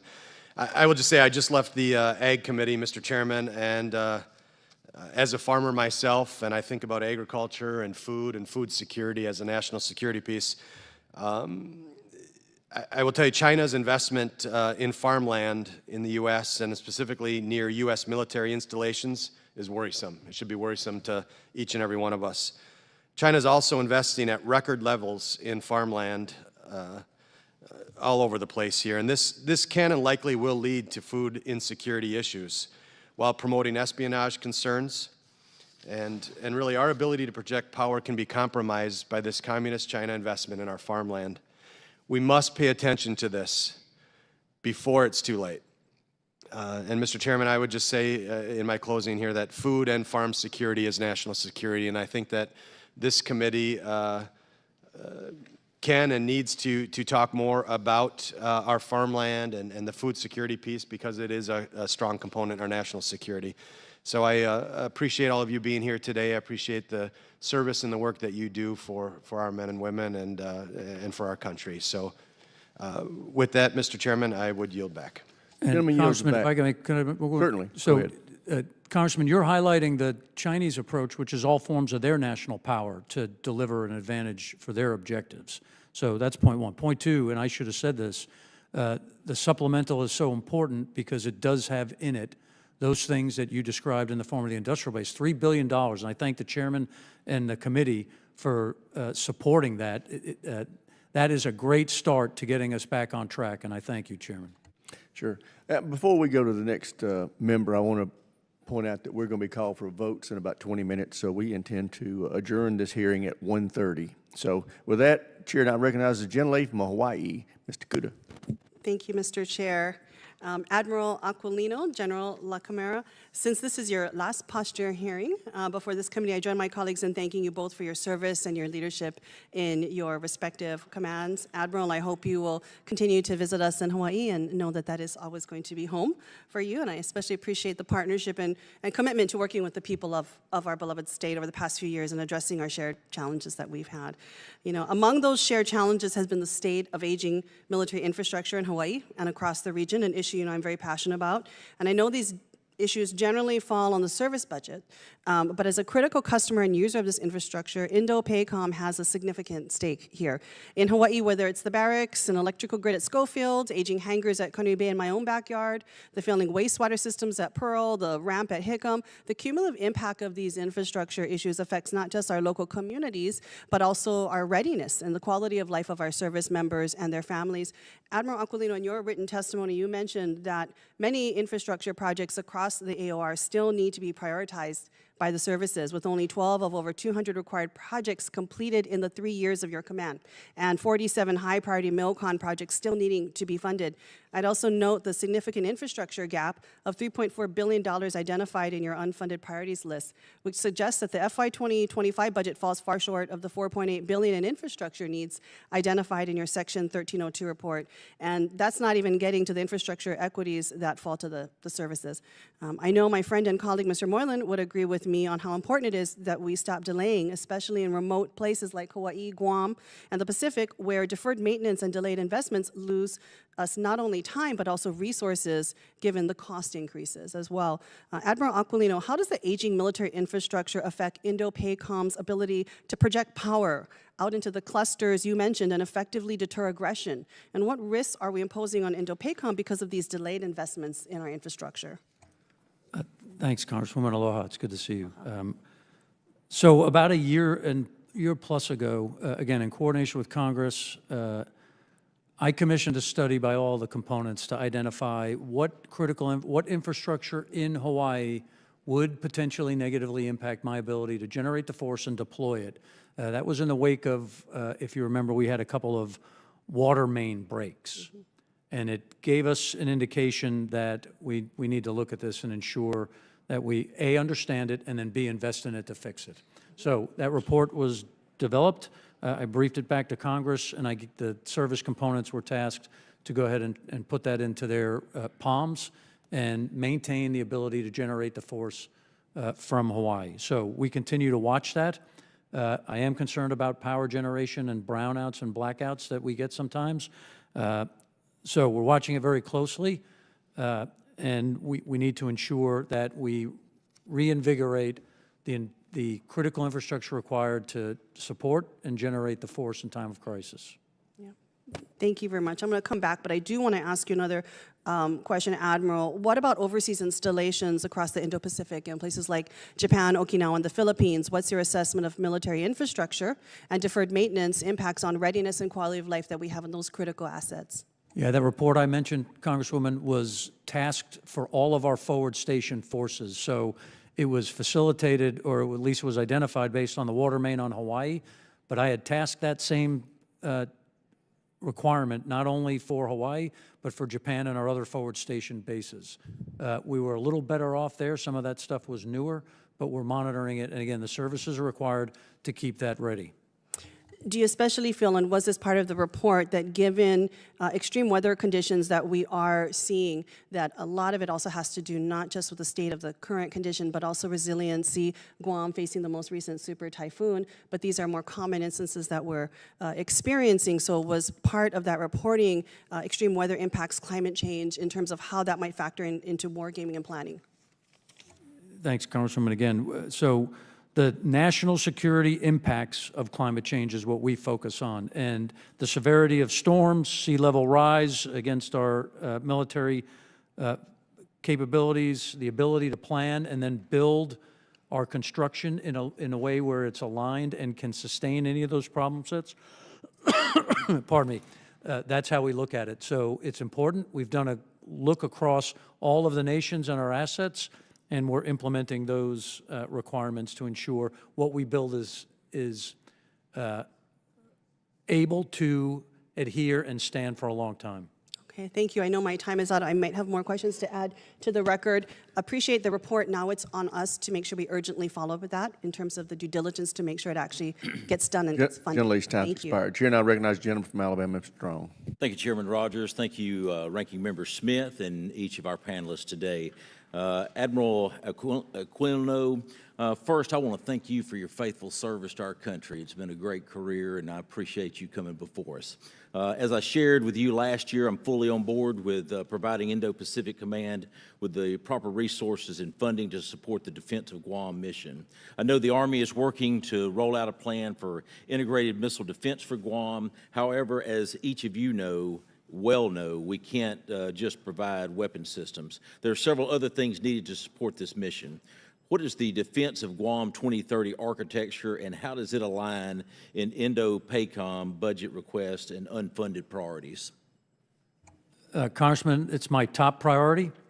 I think the shortfalls we identified across all aspects of what is needed, right? The purchasing of the capabilities, the integration of those assets, both the Aegis portion of it, the Army's portion of it with regard to integrating THAAD, Patriot, IFPC, LTAMS, that architecture that we've designed, again, the shortfall we identified is about $430 million. That also includes some military construction. So it is the top priority because it's the defense of the homeland and 170,000 U.S. citizens, as well as my ability to surge and execute the force. Thank you. At present, does Guam's existing power infrastructure support the on-demand power needs of the emerging defense of Guam's architecture? Yeah, it's critically important. Again, we've taken some steps in the past. I'll give you this example. So the Anderson Air Force Base power distribution mechanism is all underground. And during that storm, we had only small impacts there. In places where the power distribution was above ground, the super typhoon went through it pretty badly. We have to take those next set of steps. The Air Force has identified $7.2 billion to do that. The Navy's identified, I think it's 22-something billion. That, I think, is a combination of the critical infrastructure needed plus the additional capabilities on the sub-base. So we have to work through that, but the ability to sustain Guam, certainly from storms and ultimately from attack, is critically important to us. Thank you. Admiral and General, earlier this week we saw yet another reckless attempt by North Korea to destabilize the Indo-Pacific through 3 short-range ballistic missiles launches off its eastern coast. We currently have THAAD batteries standing ready to defend against these type of actions in 2 locations in the Indo-Pacific, Guam and South Korea. Last year, Indo-PACOM released an operational needs statement that advanced THAAD's capabilities to defeat the full range of advanced ballistic and hypersonic missile threats. Can you speak to the need and the upgrade to the THAAD that will be required to support integrated air and missile defense requirements? Certainly, Congressman. Again, the integration of all of our ballistic, well, let me start with the sensing aspect, right? Number one, we need to identify it, we need to track it, and then we need to shoot it. I don't care what tracks it, I don't care what shoots it, we just got to hit it. So the integration of those capabilities, whether they be Aegis from ashore, Aegis from the sea, THAAD, Patriot, and the other systems I identified, they all have to come together to be able to execute at speed. And there's not a lot of time for decisions when you're talking about, intercontinental ballistic or ballistic missiles. So we are working to do that on Guam, and then the architecture and integration certainly exists across all those capabilities. Today, we got to get it synchronized, and we got to be able to operate at pace. Thank you. I'll go ahead and mention another thing. I know today we've mentioned PAC-3, SM-2, NGI, THAAD, Patriot, Directed Energy. I want to thank those in the industrial base. Many of these are at Redstone Arsenal in Huntsville, Alabama, and I took a CODEL there with many members. I'm just telling you right now, it's unbelievable, but we've got to be prepared. We've got to give the warfighter what they need to defend our country. I thank each of you for being here. Mr. Chairman, I yield back. Chair now recognizes the gentleman from Massachusetts, Mr. Moulton. Thank you, Mr. Chairman. Admiral Aquilino, generals and admirals, win awards and immortal fame for winning wars, not preventing them, but for your work over the last 3 years. In my humble opinion, I think you're an American hero. We're not where we need to be. We have a lot more work to do, but we're a lot closer to where we need to go because of your leadership. You've also been someone who's been willing to engage in the debate with our committee that should be a hallmark of the relationship between the Department of Defense and our Congress. You've even been willing to admit when you're wrong. You and I have had our fair share of debates. I've been willing to admit that too, and I think I've had to admit it more times than you. But when we fail to participate in that humble and honest debate, we're ceding one of our supreme advantages over our authoritarian allies. So it's incredibly important. And you've set a great example by your leadership, so thank you. Admiral Aquilino, China has been getting steadily more aggressive in their actions against our allies in the Philippines, threatening their sovereign territory, their economy, their sailors, and their ships. How should we respond? Thanks, Congressman. And again, I too do appreciate the debates. I'll say that I don't have to get it all right. I just got to get it less wrong than the other guy.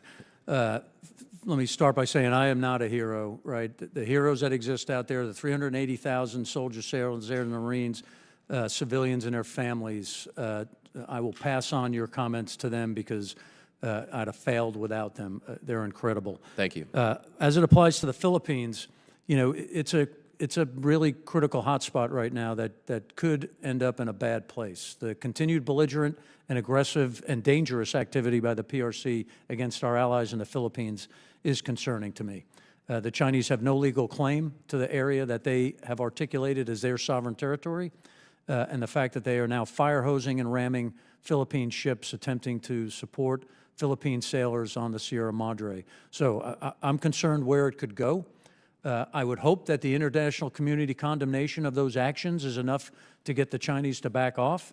But if it doesn't, it could go in bad places. The Philippines, if a sailor or soldier or one of their members were killed, could invoke Article 5 of the Mutual Defense Treaty, and that would put our policy decision makers in a place that would require really tough choices.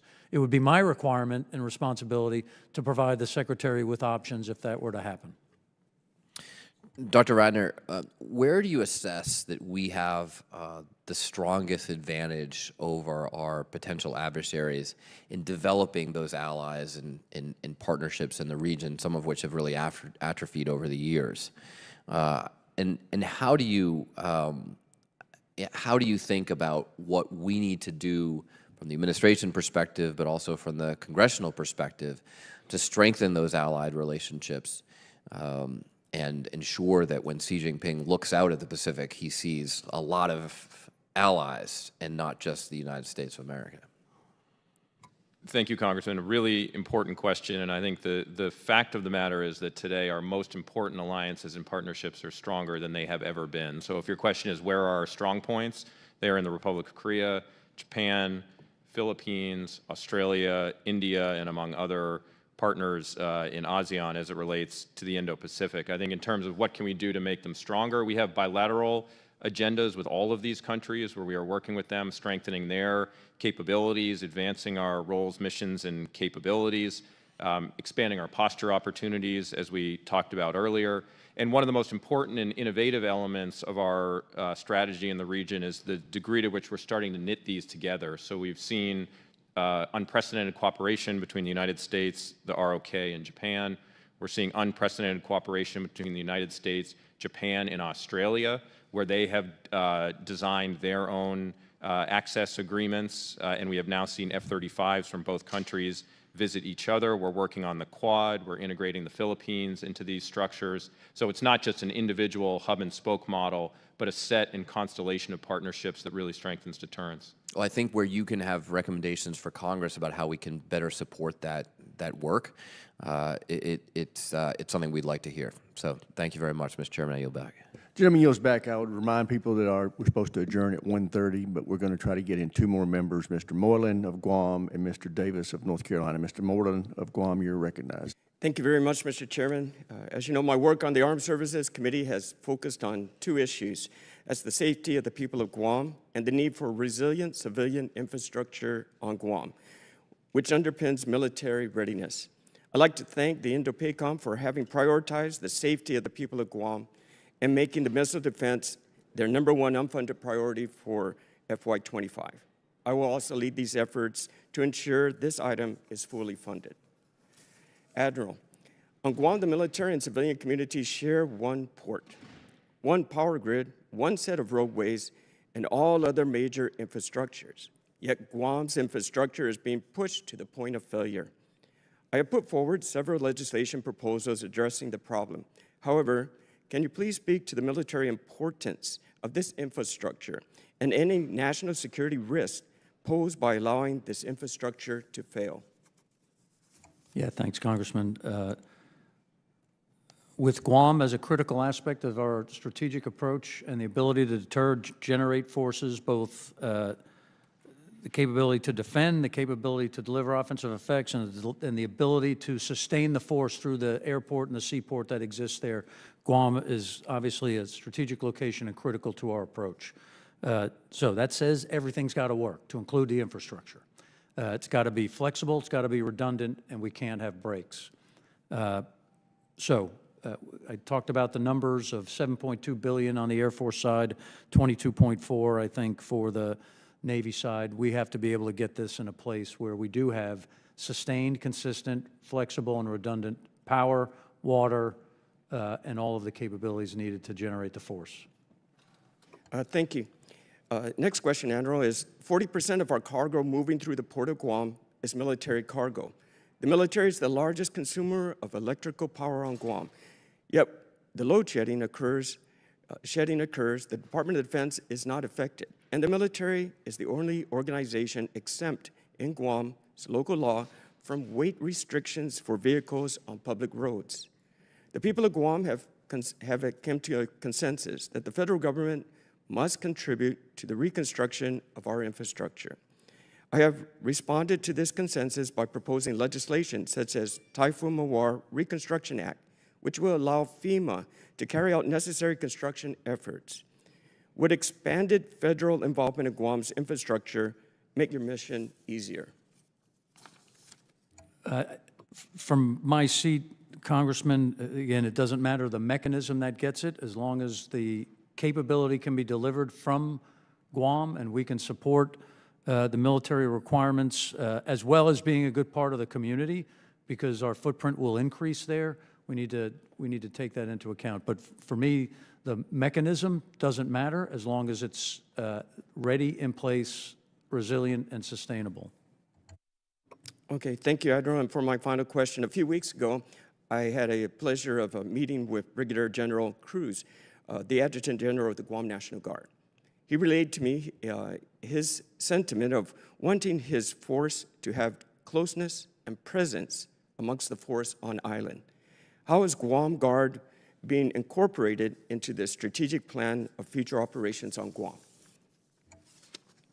Congressman, for the operations and actions that we execute from my seat, the integrated joint force is what is needed. And what that means as it applies to the Guard and Reserve is if I go to work and I can't tell who is a guardsman and who's active duty, that's what right looks like. Now, that said, on Guam, they're kind of leading the path here. So in the wake of the storm, they went to full board, full activation and support directly alongside the Title X component that was supporting there.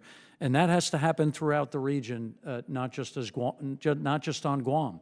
They currently support and protect the THAAD formation there.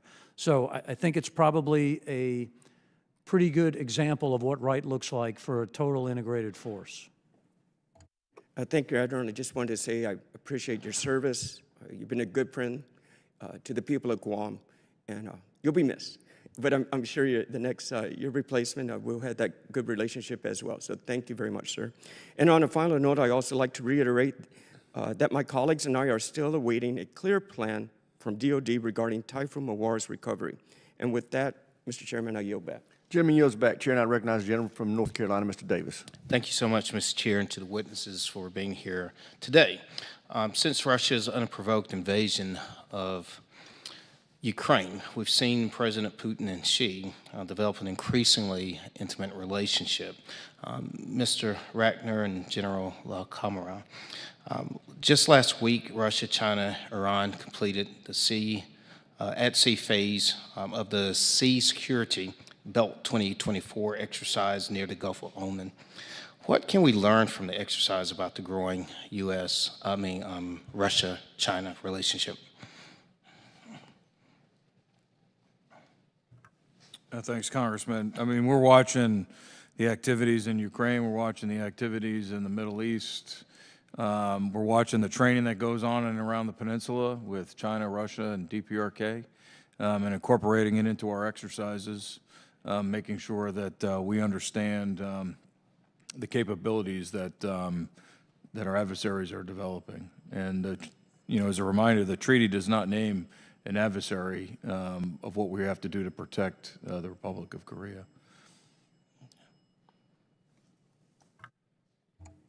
Yeah, Congressman, I'm concerned about the increasing relationship between the PRC and Russia.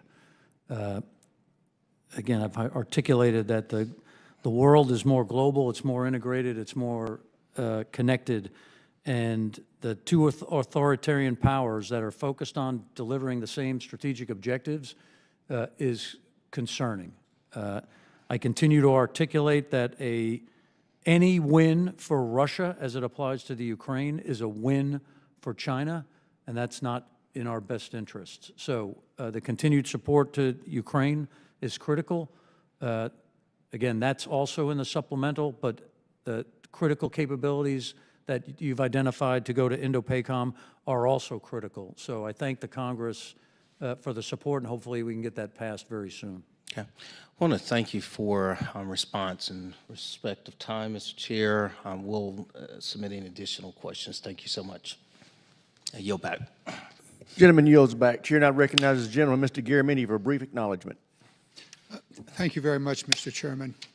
Gentlemen, thank you for your testimony today, your patience to work through all of this. I want to specifically address Admiral Aquilino. I want to thank you for your extraordinary leadership. You're strong, intelligent, thoughtful, always informed, and I must say, successful leadership. It is quite remarkable what you were able to accomplish in your tenure as the Indo-PACOM commander. You have focused the Department of Defense and the Congress on the most difficult of all of the regions in this world, and I thank you. I thank you for the personal relationship we've been able to build and for what you have done for this nation. And with that, Mr. Chairman, I yield back. Well said, and I completely concur. Thank all of you for your presence and your service to our nation. With that, we are adjourned.